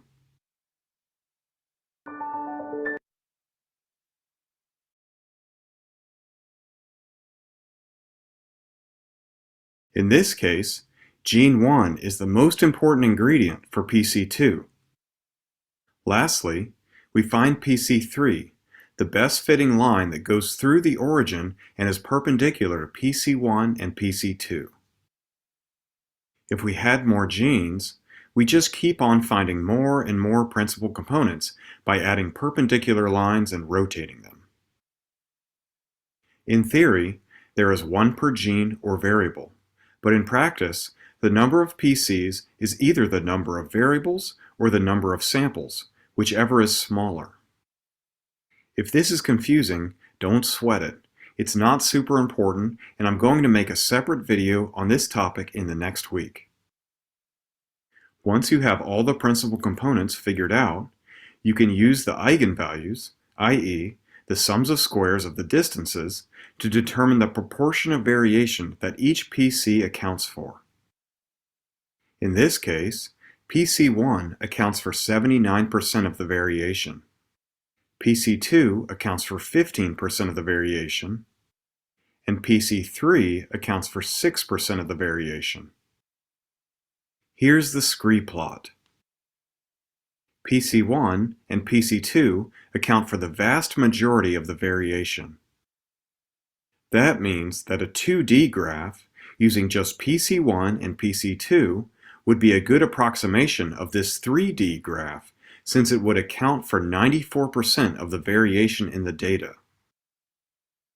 To convert the 3D graph into a two-dimensional PCA graph, we just strip away everything but the data and PC1 and PC2. Then project the samples onto PC1 and PC2. Then we rotate so that PC1 is horizontal and PC2 is vertical. This just makes it easier to look at. Since these projected points correspond to sample 4, this is where sample 4 goes in our new PCA plot, etc., etc., etc. Double bam! To review, we started with an awkward 3D graph that was kind of hard to read. Then we calculated the principal components.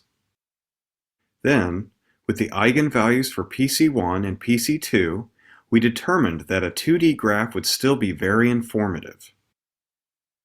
Lastly, we used PC1 and PC2 to draw a two-dimensional graph with the data. If we measured 4 genes per mouse, we would not be able to draw a 4-dimensional graph of the data.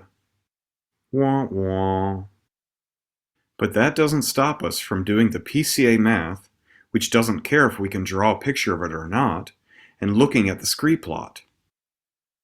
In this case, PC1 and PC2 account for 90% of the variation, so we can just use those to draw a two-dimensional PCA graph. So we project the samples onto the first two PCs. These two projected points correspond to sample 2. So sample 2 goes here. Bam! Note, if the scree plot looked like this, where PC3 and PC4 account for a substantial amount of variation, then just using the first two PCs would not create a very accurate representation of the data. Wah wah. However, even a noisy PCA plot like this can be used to identify clusters of data. These samples are still more similar to each other than they are to the other samples. Little bam. Hooray! We've made it to the end of another exciting StatQuest. If you like this StatQuest and want to see more, please subscribe. Oke. Itu step by step-nya untuk yang PCA ya.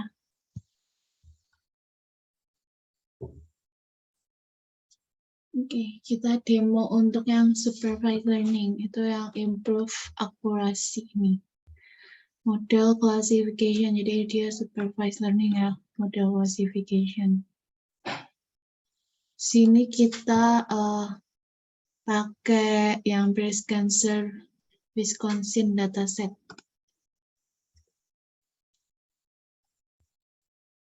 Oke, kita import dulu. Kita load datanya.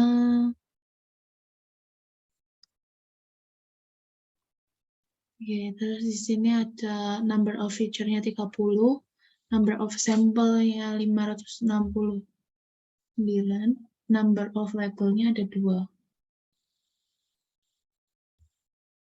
Terus kita split dan standardize the dataset, kita split. Test size-nya 20%. Terus standardize the fitur, standard scalar. Terus kita classification tanpa PCA. KNN model. Oke, KNN model. Terus kita prediction KNN model.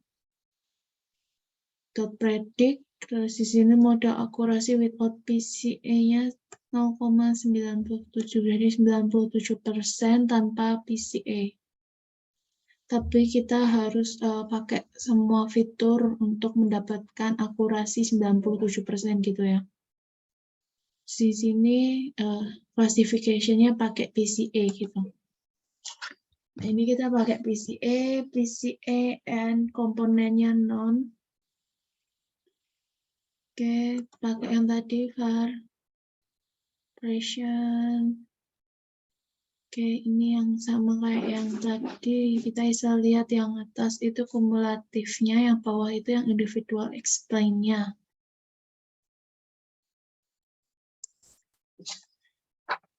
Oke, terus di sini kita initialize kalau n komponennya itu 6.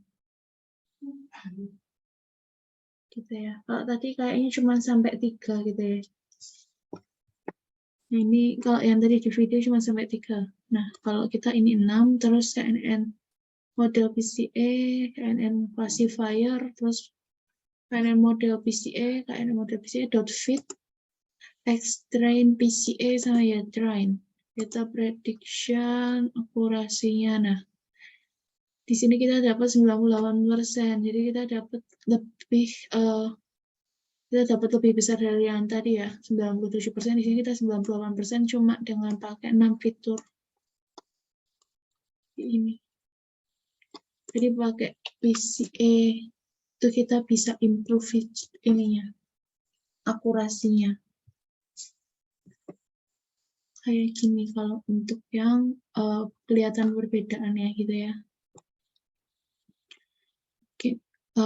Kalau untuk yang ini yang tadi ya, mungkin itu bisa di waktu kita ngeplotting, kalau mau kelihatan lebih jelas gitu, kita bisa pakai yang kayak list gitu, yang bisa diwarnain listnya. Jadi kayak kita udah tahu nih, si kotak merah ini bener nggak sih ada di ruangan yang sub ruang yang dia emang harusnya ada di situ gitu. Jadi kalau harusnya 3 gini kan dibaginya jadi, nah, harusnya kan kebagi 3 gini ya. Nah kan ini kita nggak bisa kelihatan jelas nih. Kalau ini si merah ini beneran, si biru ini kan kayak masuk ke ruangan yang merah, ini juga masuk ke ruangan yang hijau gitu. Itu harusnya kalau mau waktu ngeplot itu bisa diwarnain juga gitu ruangnya. Tapi kalau yang ini nggak ada pewarnaan ruangnya gitu. Mungkin nanti aku tambahin deh untuk pewarnaan ruangnya. Tapi kalau ada pewarnaan ruangnya itu kita jadi bisa kelihatan juga gitu. Udah sesuai belum sama wilayahnya dia gitu.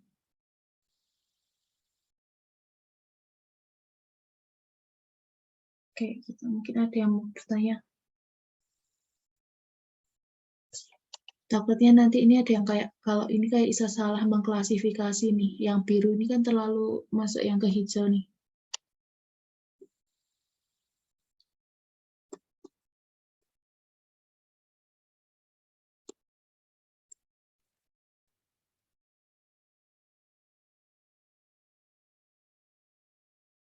Oke, mungkin ada yang mau bertanya.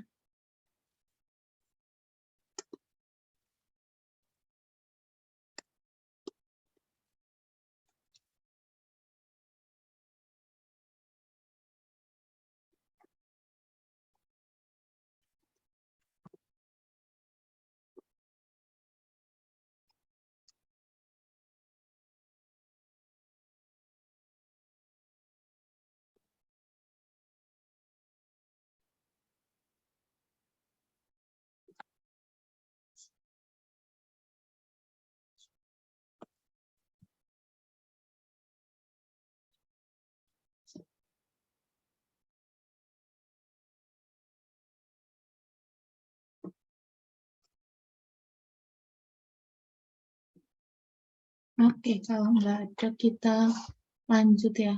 Ini tadi udah kelihatan ya kalau pakai PCA sama nggak pakai PCA. Kalau pakai PCA kita harus pakai semua fiturnya.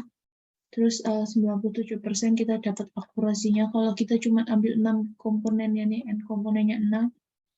Di sini kita cuma pakai 6 fitur, di sini kita dapat akurasi lebih tinggi.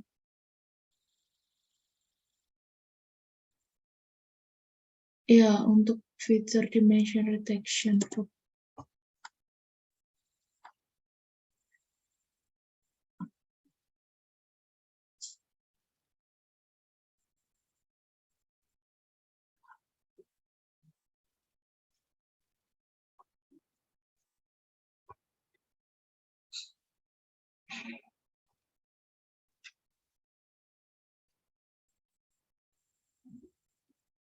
Biasa kalau mau pakai kayak yang tadi dijelasin sebelumnya, kalau kapan kita pakai itu kayak yang datanya emang dimensinya banyak gitu.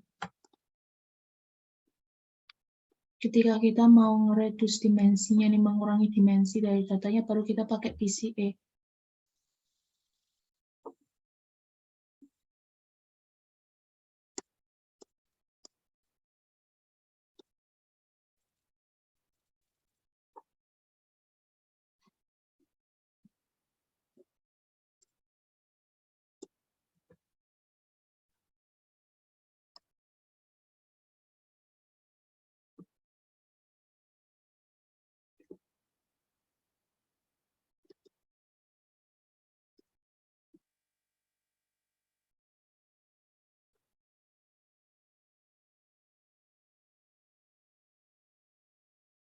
Oke, kita next. Kalau nggak ada yang bertanya lagi, ini kita coba lihat kalau untuk di unsupervised learning gitu ya.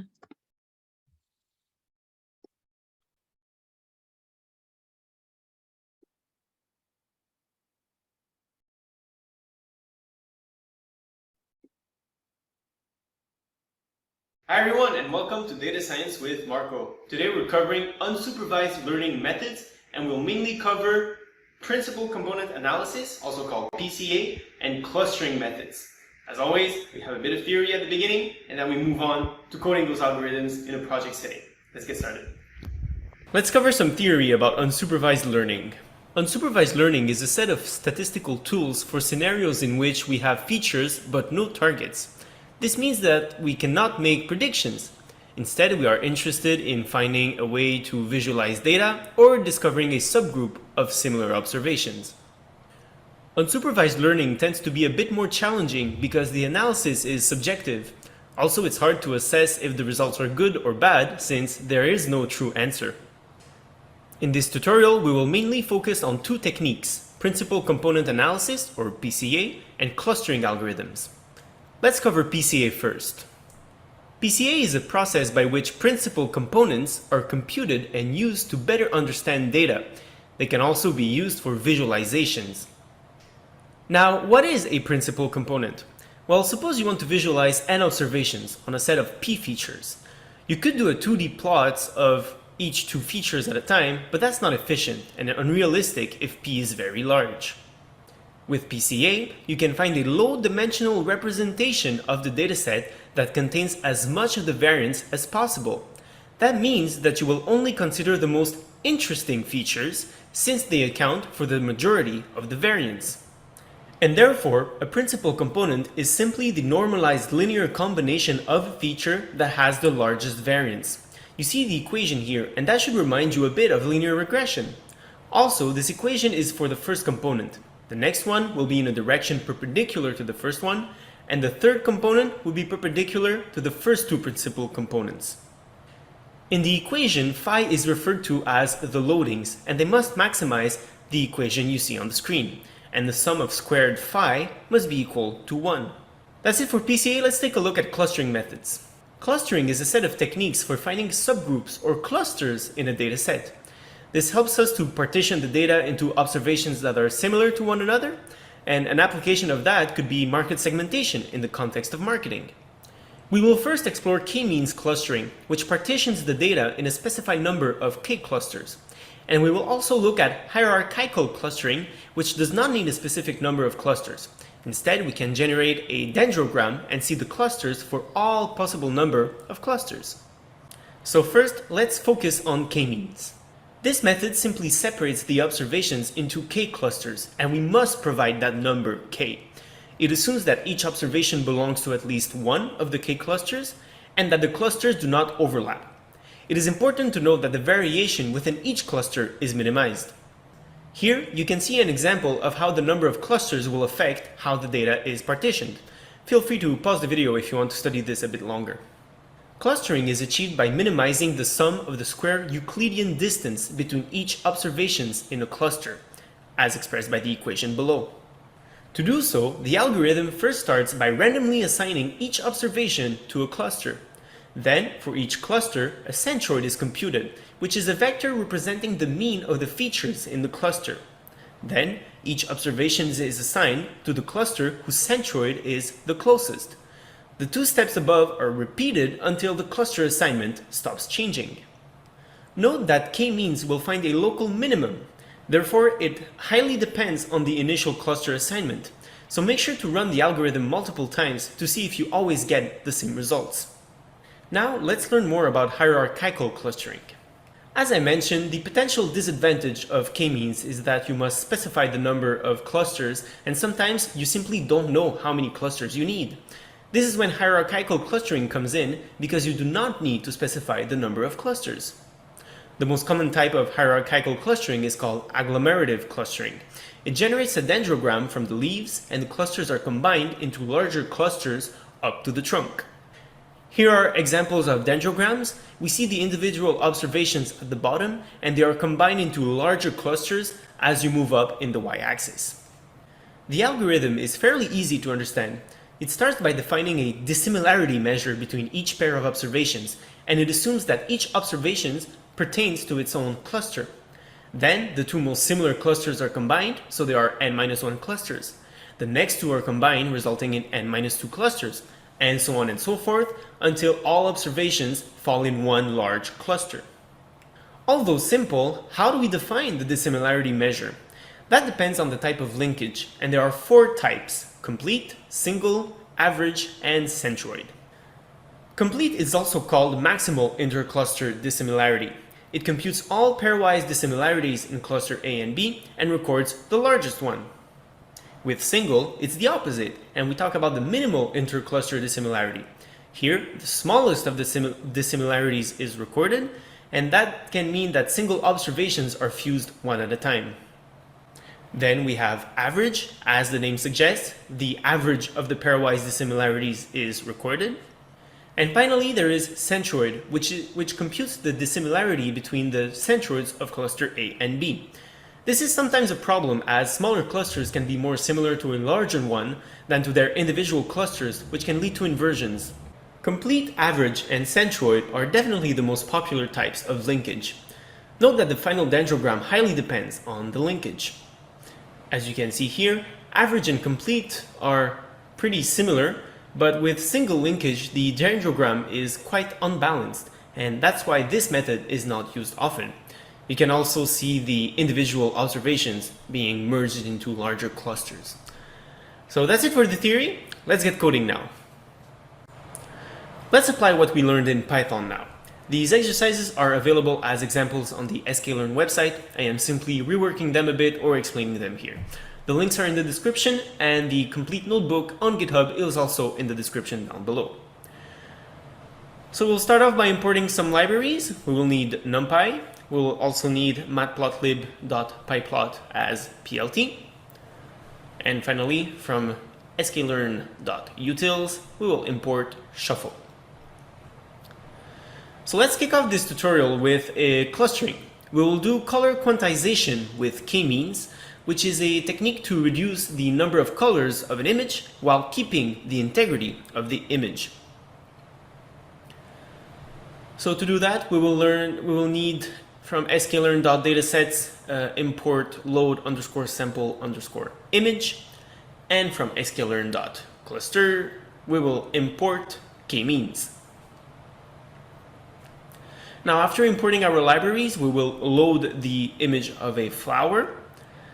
So the flower will be equal to load sample image, and we will pass in the name of the image. In this case, it is flower.jpg. Now we need to convert to floats and divide by 255 because colors are expressed as RGB, right? Red, green, and blue, with values from 0 to 255. So we need to normalize that so that the image displays correctly with Matplotlib.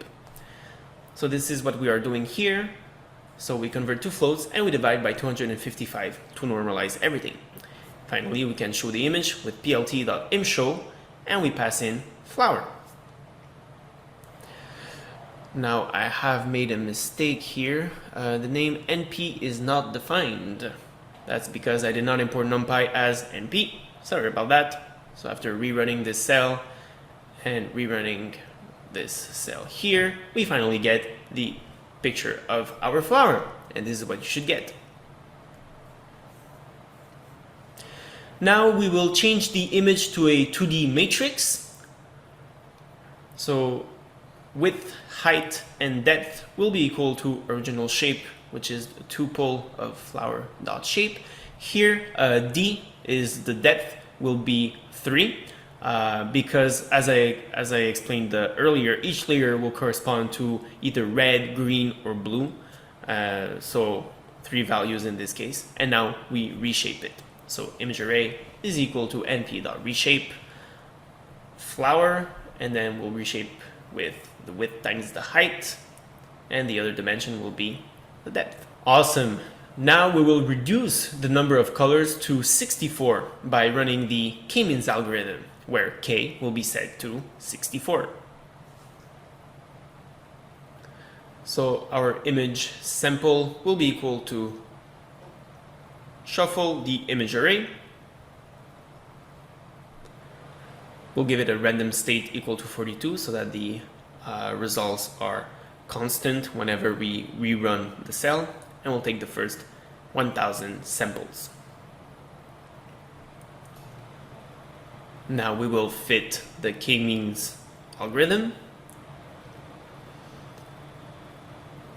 and we set here the number of colors. As I said, this will be equal to 64. Then k-means will be equal to k-means, so we initialize the model. We pass in the number of clusters, which is the same as the number of colors in this case.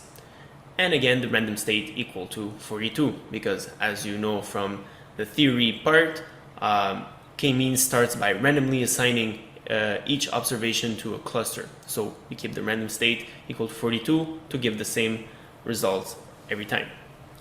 And then we simply fit the algorithm.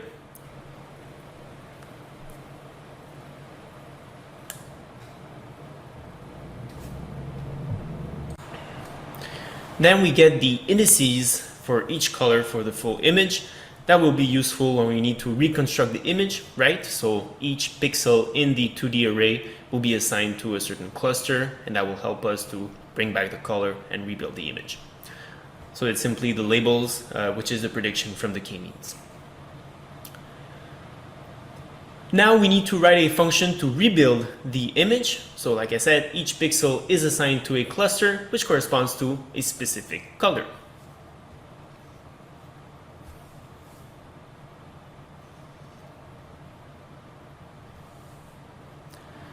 So we define reconstruct underscore image, and we will need as parameters the cluster centers, we will need the labels, and we pass in the width and the height of the picture. So D will be equal to the cluster centers dot shape, and we take D at index 1.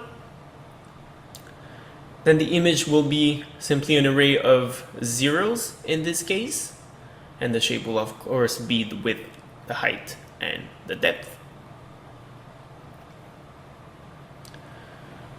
The label index will start at 0. And then for I in the range of the width and for j in the range of the height.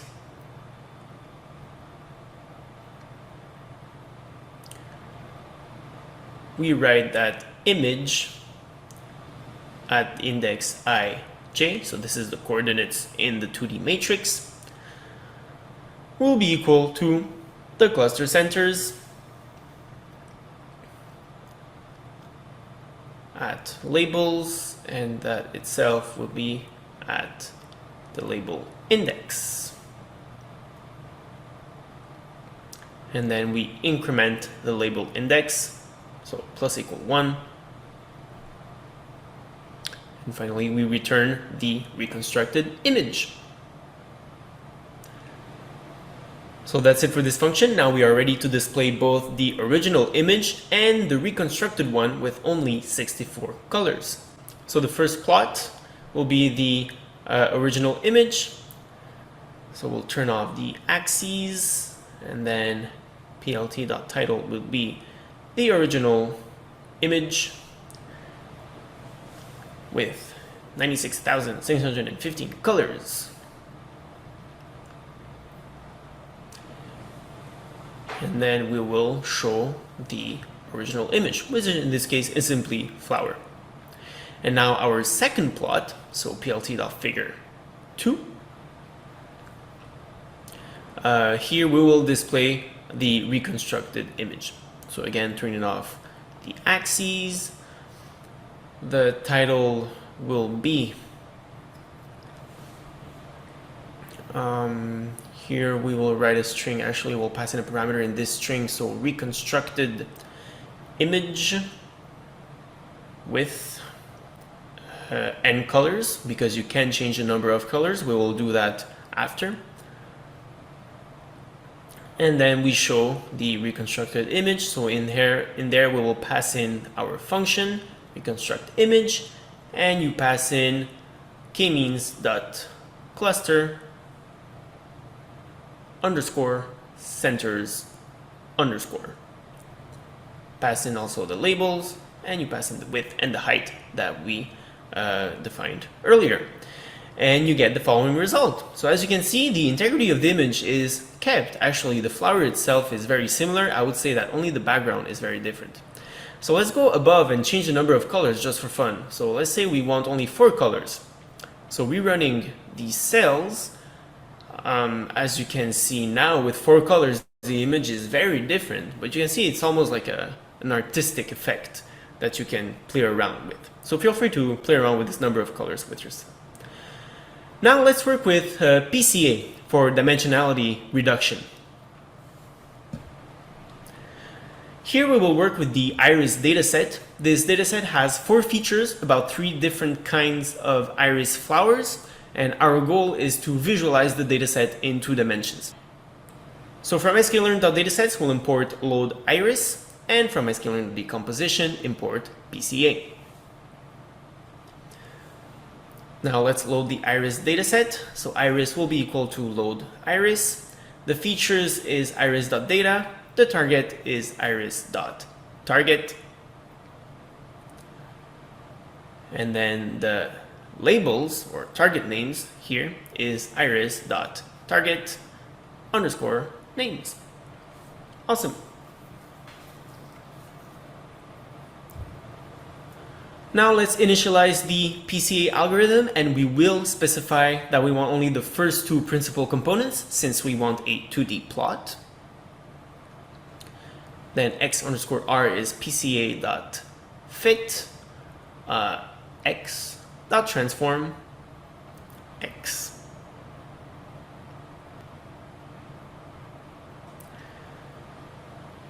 Now let's actually print out the amount of variance that is explained by each principal component. So the explained variance ratio from PCA, and you can extract this information from the PCA object itself. So it's PCA.explained underscore variance underscore ratio underscore. Running this cell, as you can see, the first principal component explains 92% of the variance and the second one 5%. So that means that a total of 97% of the variance is explained with only 2 components. So now we are ready to plot our data set in 2D, and that data, that newly transformed data, contains about 97% of the variance of the original data set. So here we'll just specify 3 different colors to distinguish between the 3 different kind of iris flowers. So the final one will be FFA 600, and we'll set the line width equal to 2.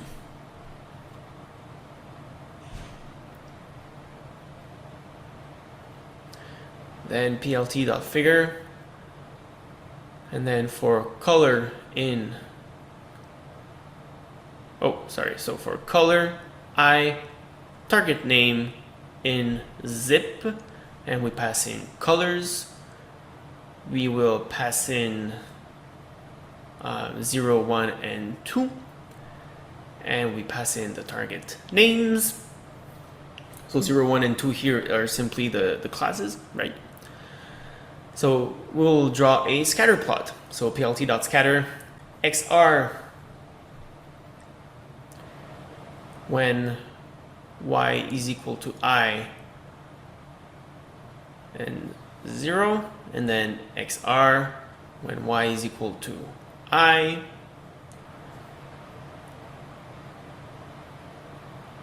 and 1. So this is basically the x-axis and then the y-axis. And the color will be equal to the color at this point in the loop. Alpha will be equal to 0.8, and then LW is equal to LW that we specified above. And finally, the label will be equal to the target name at that specific step in the loop.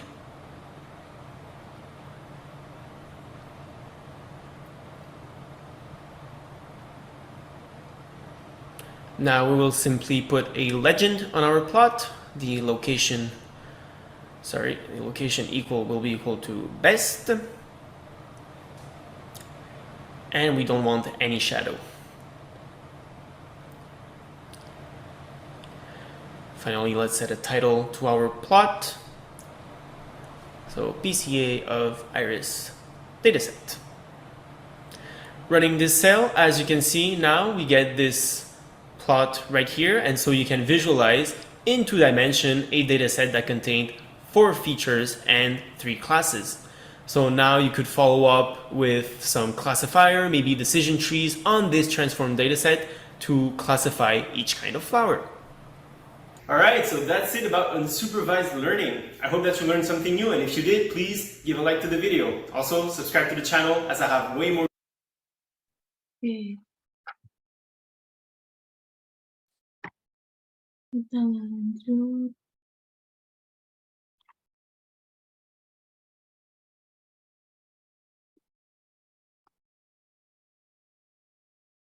Oke, di sini impact of using PCA. Yang pertama, speed up the training process by reducing the dimensional of data. Yang kedua, improve the accuracy of the classification model. Ya, tadi kita udah lihat ya, sama yang tadi juga pengurangan, sempat di awal di-mention juga kalau pengurangan dimensi itu merupakan ini ya, peran yang sangat penting dalam pembelajaran machine learning, terutama ketika kita bekerja dalam high dimensionality data gitu.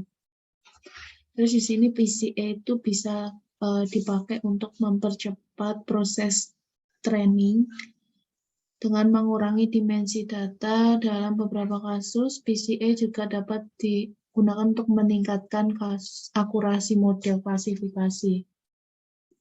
Nah, tadi yang untuk meningkatkan akurasi model klasifikasi ini sempat kita coba ya code-nya. Nah, tapi sayangnya saat kita pakai PCA, kita membuat data dan model kita itu kurang dapat diinterpretasikan. Terus PCA itu hanya dapat diterapkan jika dataset kita itu berisi lebih dari 1 variabel numerik yang ingin kita kurangi dimensinya. PCA. Kira-kira sampai di sini ada yang mau bertanya?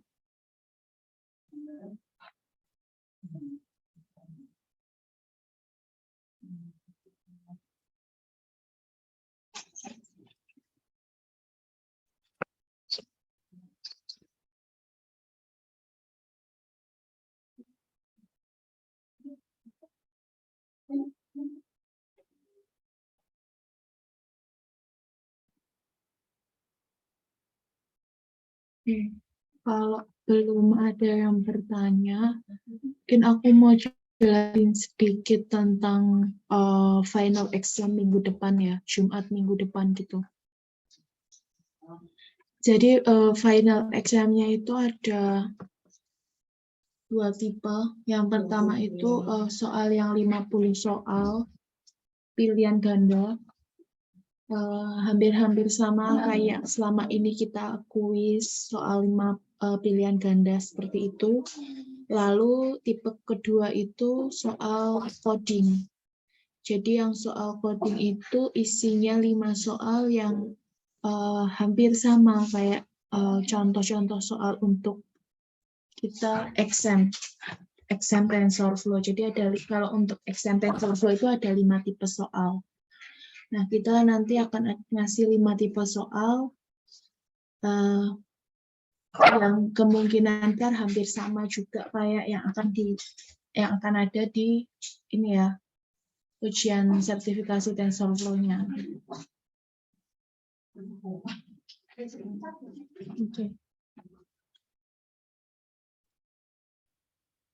Mungkin ada yang mau bertanya seputar final exam-nya atau yang lain atau demo atau untuk materi hari ini. Waktu pengerjaannya berapa hari? Ini untuk yang codingnya ya, final exam.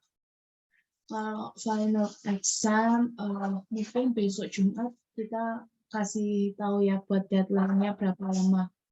Karena memang belum ditentukan untuk deadline-nya.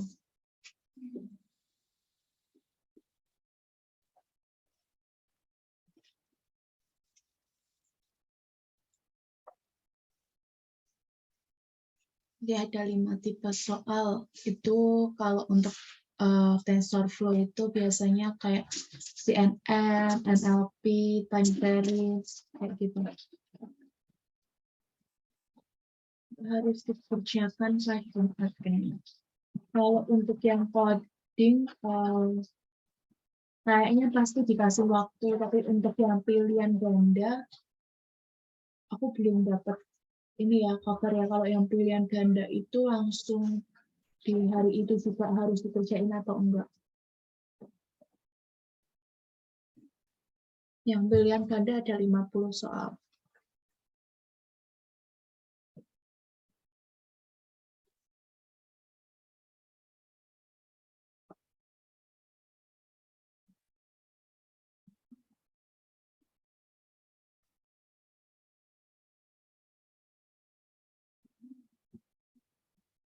Mungkin kalau enggak nanti untuk yang examnya itu dikerjain berapa lama itu mungkin sebelum hari Jumat diumumin dulu ya lewat Discord.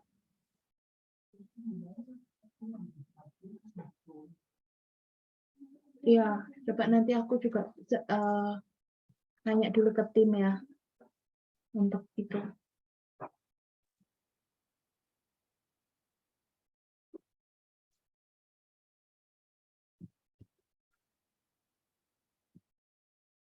Oke. Nanti aku mungkin infoin lagi tentang itu jawaban dari tim seperti apa gitu ya.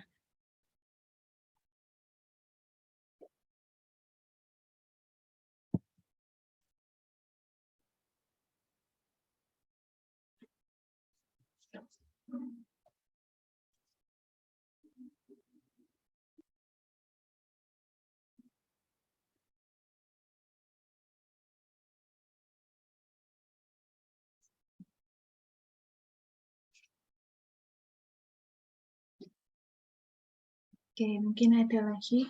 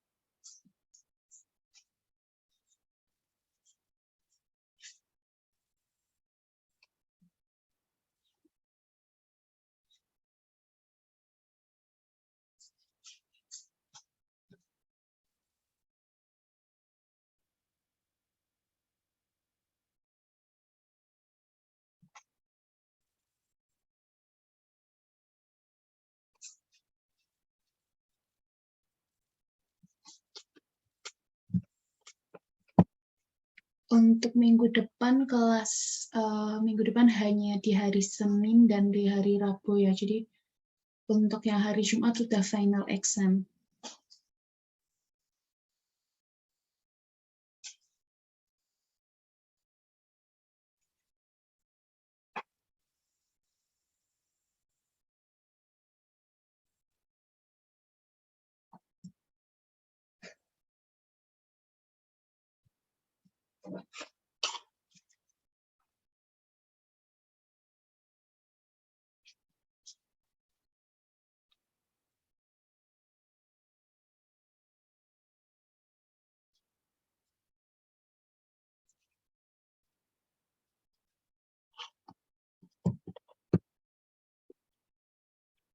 Buat yang masih belum ngumpulin assignment minggu-minggu sebelumnya, boleh segera dikumpulkan ya, karena kan besok minggu depan udah minggu terakhir gitu. Jadi boleh dikumpulin untuk yang masih belum mengumpulkan assignment-nya.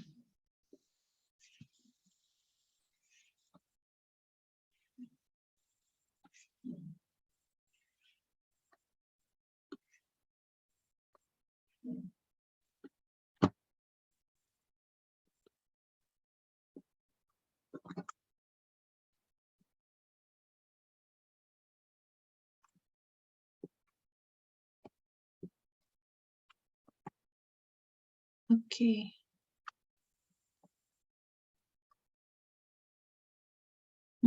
Kalau untuk proposal kemarin sudah pada aman kan ya? Sudah pada dikumpul?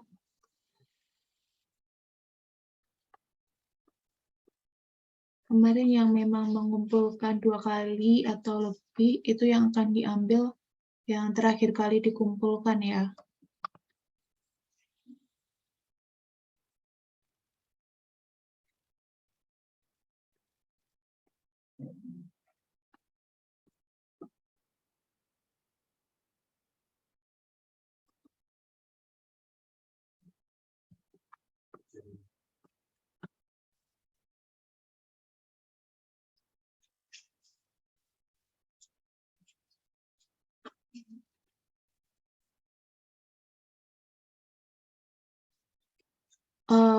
Boleh diupdate lagi nggak apa-apa. Kalau untuk form proposal nggak kita tutup kok.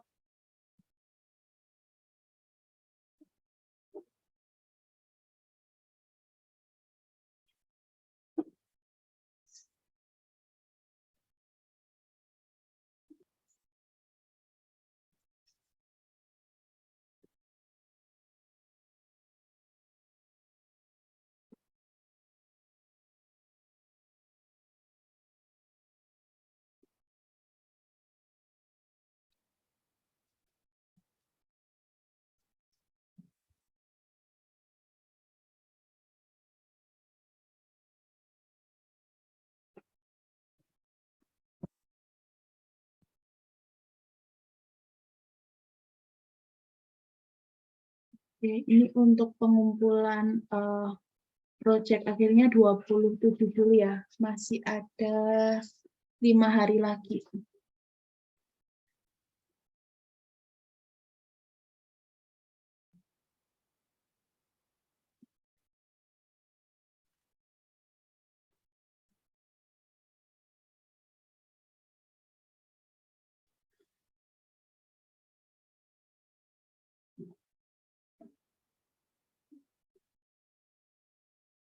Nanti waktu pengumpulan yang ini, dokumentasi dan laporan akhir seperti apa bentuknya? Dokumentasi dan laporan akhir. Kalau dokumentasi hanya screenshot, jadi di laporan, kalau misal file proposalnya ini tuh ada yang diubah gitu ya, ada yang diubah bagian-bagian tertentu gitu, itu bisa diupload ulang nanti di proposal, di laporan akhir ini. Jadi diupload ulang bersama dokumentasinya gitu. Jadi bisa diupload ulang di sini dalam bentuk PDF.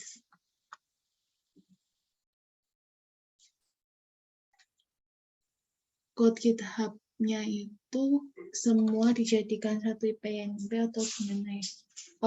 Bebas sih, kalau memang mau dijadikan satu IPNP nggak apa-apa. Tapi kalau memang ngerjainnya kayak di lokal gitu kan pasti kayak ada yang berfile-file gitu ya. Itu juga nggak masalah.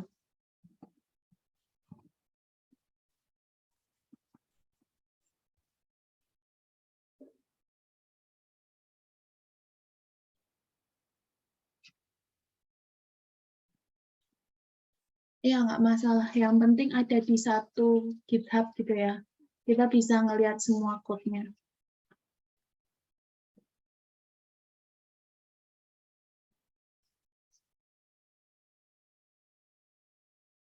Iya, betul. Rada ribet emang kalau kayak gitu.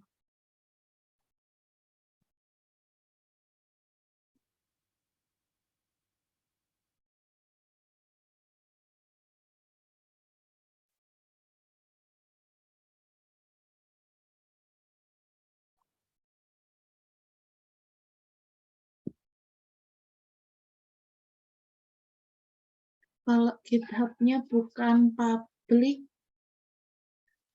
nanti waktu dikumpulin diubah jadi public ya, biar kita bisa lihat gitu.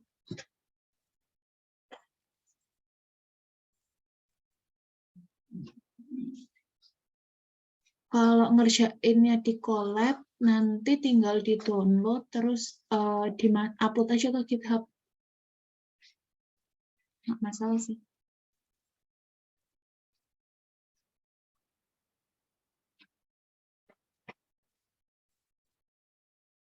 Kalau memang nggak terbiasa pakai GitHub, terus bingung waktu nge-branch, biasa tuh kalau di GitHub tuh ada ini ya, ada kayak description gitu ya, atau tulisan yang kayak apa yang diubah itu kan biasa gitu ya. Itu misal setiap orang pegang satu file, mungkin boleh ditulis aja kayak filenya siapa, atau kalau enggak, boleh ditaruhin juga di, misal kayak buatnya di Google Colab ini ya, itu bisa ditaruhin di atas gitu yang buat siapa gitu, untuk bagian yang ini gitu. Atau memang misal contoh cuma satu file aja, terus dibikinnya kayak satu orang udah nyari tentang apa gitu, tinggal dikasih komen aja bagian ini punya siapa gitu. Itu nggak apa-apa. Sebenarnya kan di branch itu biar kita tahu ya yang ngerjain yang mana, siapa, terus semuanya kerja atau enggak gitu. Kode GitHub itu yang dikasih URL project di GitHub-nya kah? Boleh gitu, boleh URL langsung ini ya, langsung ke ini ya, kayak misal udah dibikin satu repository sendiri, nah satu repository itu di copy linknya, terus di kopas nanti linknya, kayak gitu.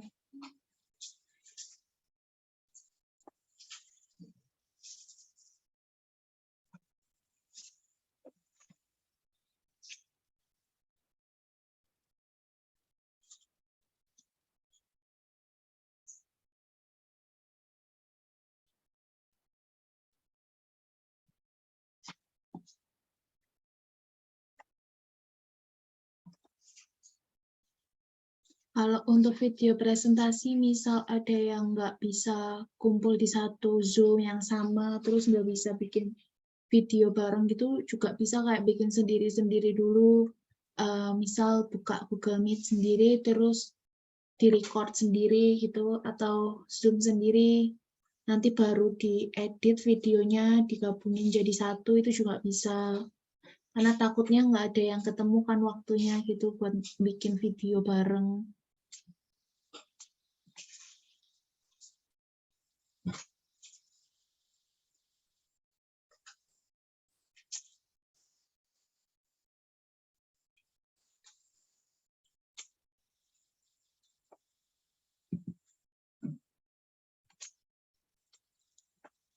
Oke.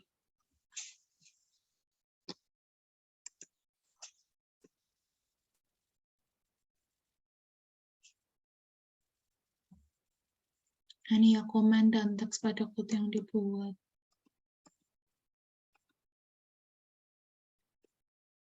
Mungkin nanti aku juga infoin ke instruktur yang lain buat yang branch ya, karena memang benar nggak semua itu terbiasa pakai GitHub gitu ya.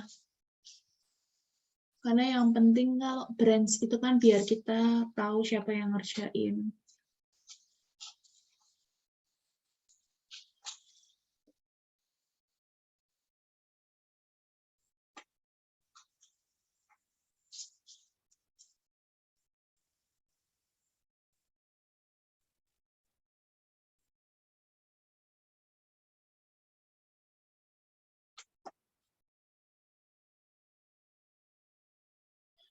Kalau ada yang mengundurkan diri saat udah submit proposal, nggak perlu di-unsubmit lagi, nggak usah di-resubmit lagi ya.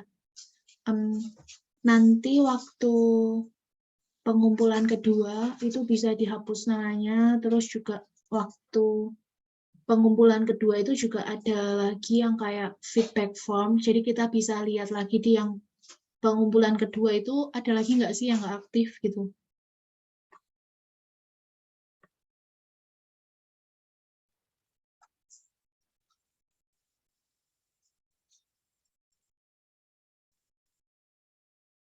Oke. Ya, saya nggak ngerti pakai GitHub. Di kelompok kami cuma satu orang yang bisa pakai.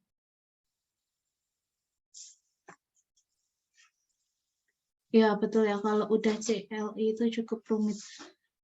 Kalau enggak, bisa juga kayak pakai yang GitHub desktop yang itu buat uploadnya lebih gampang. Jadi bisa tahu juga di situ perubahan-perubahannya. Tapi itu juga rumit sih, lumayan rumit. Kalau nggak pakai itu juga bisa yang desktop gitu. Laporan akhir ada template-nya, Kak.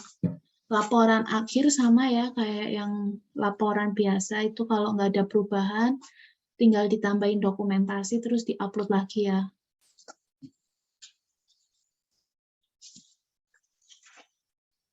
Kalau nggak sesuai ekspektasi di proposal gimana? Nggak masalah sih, yang penting upload dulu aja, kan tetap dapat nilai ya.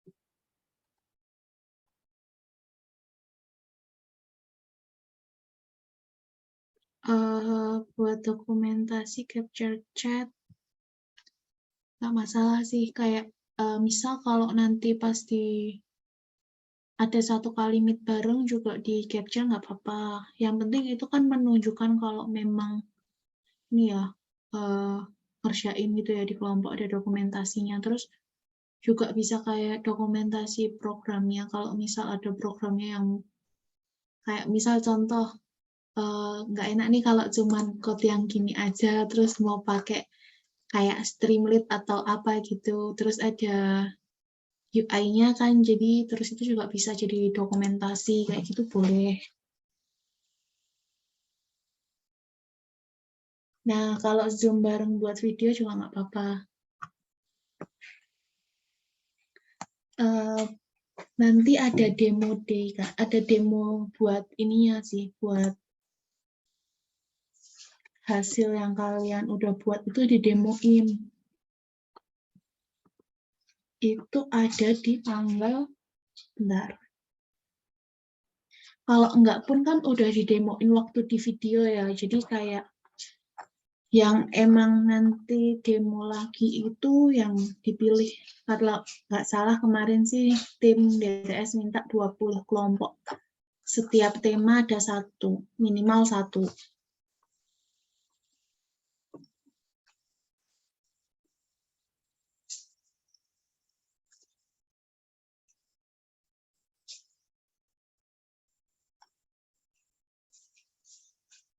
Oke. Nah di sini nih, di hari Senin. Jadi besok dikumpulin tanggal 27 itu, terus kita instruktur nonton video kalian satu-satu ada sekitar 120 kelompok kalau nggak salah, dikali 10 menit. 1.200 menit. Nah, itu kita tonton satu-satu buat nentuin siapa yang nanti presentasi di demo day ini. Tuh.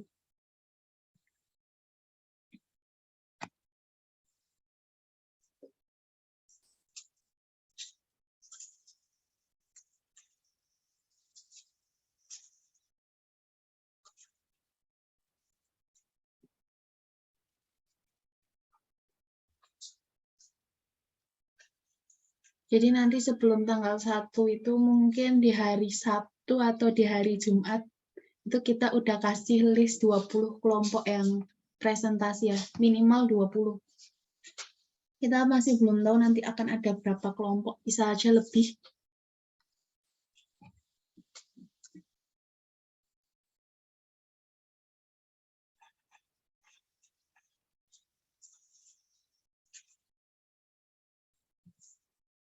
Terus mulai 3 Agustus, Rabu, Jumat, Senin yang ini udah mulai certification preparation. Jadi walaupun ini kalau certification preparation kan bahas 5 tipe soal itu ya, tapi nanti di final exam itu udah ada 2 tipe kan, kayak pilihan ganda sama yang 5 soal examnya. Jadi kalau memang nggak dapat yang 5% dari yang di DTS, itu mau ambil exam sendiri juga nggak apa-apa, karena kan udah ada latihan juga ya buat examnya. Kayak gitu.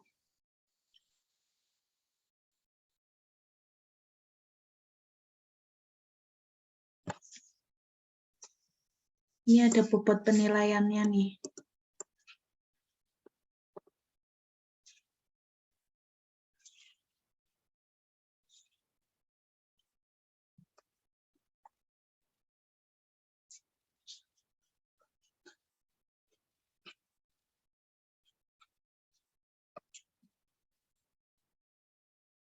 Kalau exam certification itu kan yang dipilih kalau dari tim DTS bilang cuma 5% yang dapat exam certification. Nah, kalau memang nggak nanti kan akhirnya kalau memang nggak dapat dari yang DTS bisa mau ikut exam sendiri itu boleh sih, karena kan udah ada beberapa nih kayak yang nanti di final exam udah lihat contoh soal buat examnya kayak apa, nanti juga bisa ikut yang hari Rabu ini yang tanggal 3 Agustus sampai tanggal 8 Agustus itu bisa ikutan juga buat ngelihat kayak apa certification preparation-nya gitu.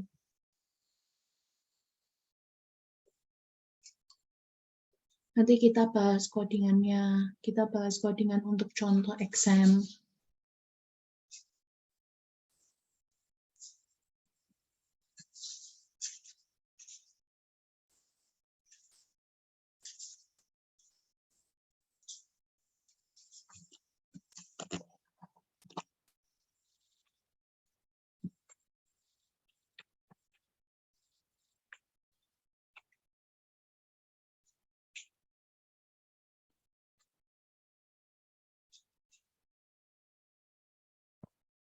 Oke, mungkin ada lagi.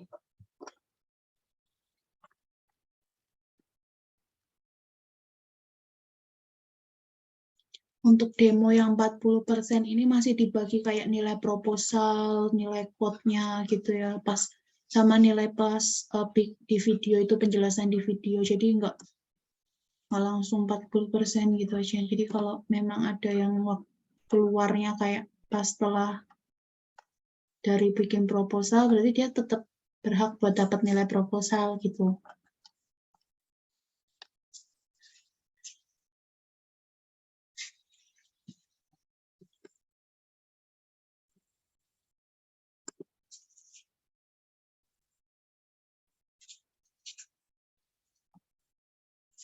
Yang terpilih demo itu dari semua kelas. Jadi dari semua tim kan total ada 120 lebih ya, itu nanti akan dipilih 20, minimal 20 tim. Itu harus mewakili setiap setiap temanya gitu. Terus demo yang demo day ini demo live. Jadi di Zoom gitu kita nanti demo live.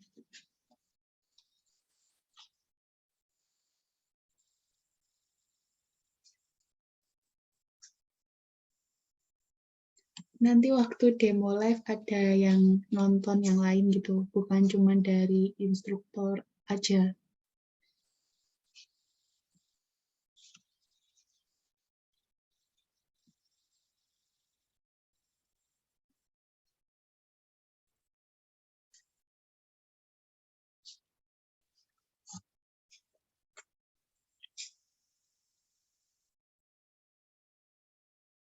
Gitu. Mungkin ada lagi.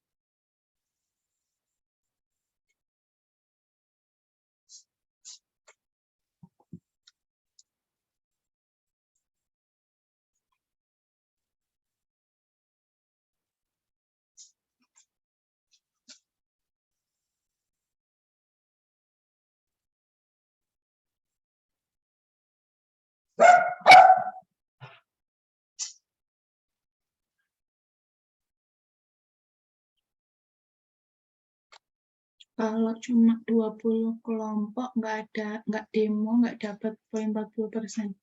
Nggak kok, 40% ini khusus, itu buat semua kok, karena kan yang di sini namanya demo day ya. Jadi makanya di sini tulisannya masih demo. Maksudnya kalau yang nanti live itu yang kepilih 20 ini, 20 kelompok ini. Jadi yang nggak kepilih di 20 kelompok itu tetap dapat 40% nilainya. Tuh. Nah, yang kepilih itu berkesempatan buat presentasi live. Nanti ada yang nonton juga, bukan cuma dari instruktur aja, jadi nanti akan ada yang lain gitu. Jadi walaupun nggak masuk yang nggak presentasi live yang di demo day yang ini, yang tanggal 1, itu tetap dapat 40% nilai.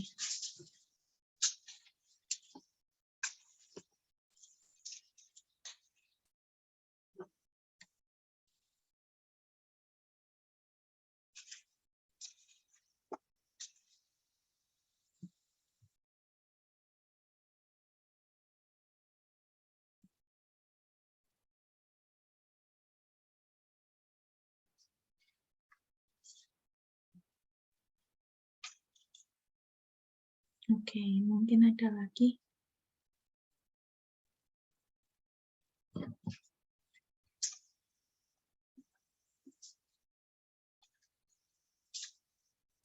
Final exam-nya itu nanti ada 2. Jadi yang pertama itu pilihan ganda 50 soal, yang kedua itu untuk yang coding ada 5 soal.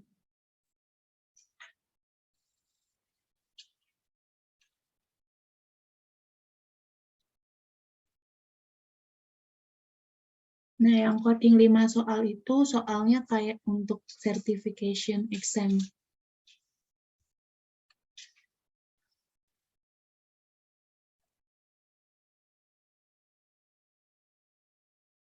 Kalau yang coding nggak akan live coding kok. Jadi final exam codingnya mungkin dikasih waktu beberapa lama gitu. Kalau untuk sertifikasi itu kan 5 soal dikerjakan dalam waktu 5 jam gitu ya, 5 soal coding. Cuman kalau untuk waktunya berapa lama untuk final exam yang coding itu aku juga masih nunggu dari tim, jadinya itu berapa jam gitu ya. Berapa lama, berapa hari, masih kurang tahu. Nanti kita kabarin lagi untuk yang itu. Ya, online. Kalau untuk exam pun juga online, jadi bisa searching ya. Kalau untuk yang final exam ini, aku kurang tahu ya dari tim DTS naruhin minimal nilai atau enggak.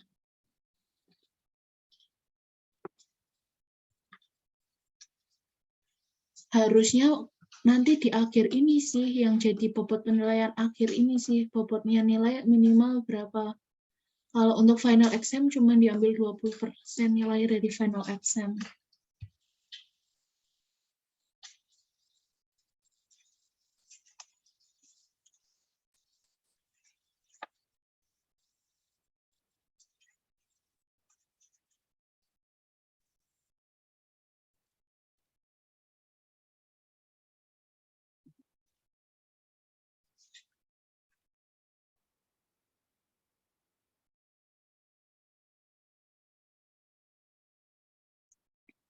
Oke. Kalau nggak ada lagi, mungkin aku izin buat stop share.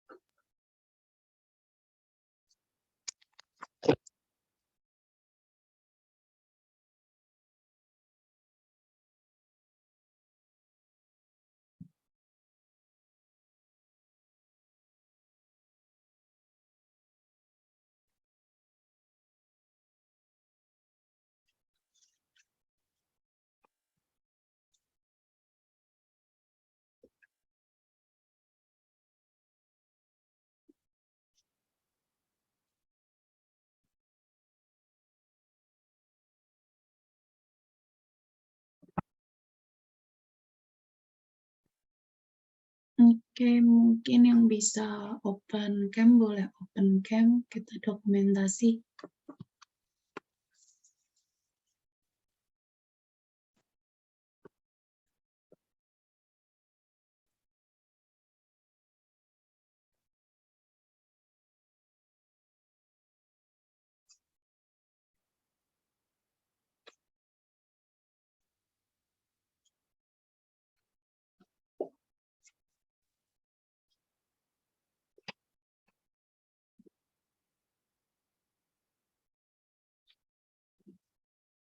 Aku tunggu sampai jam 22.04 ya.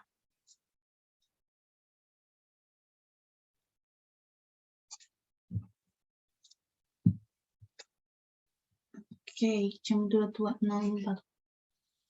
Oke, ini cuma satu layar. Jadi oke, 1, 2, 3.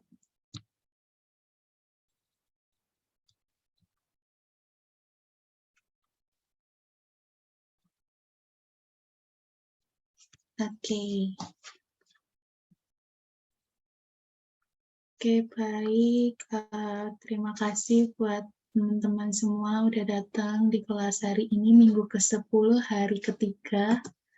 Oke, kita tinggal 2 kelas lagi, minggu ke-11, hari pertama dan hari kedua, lalu kita akan final exam. Oke, terima kasih semuanya dan selamat malam.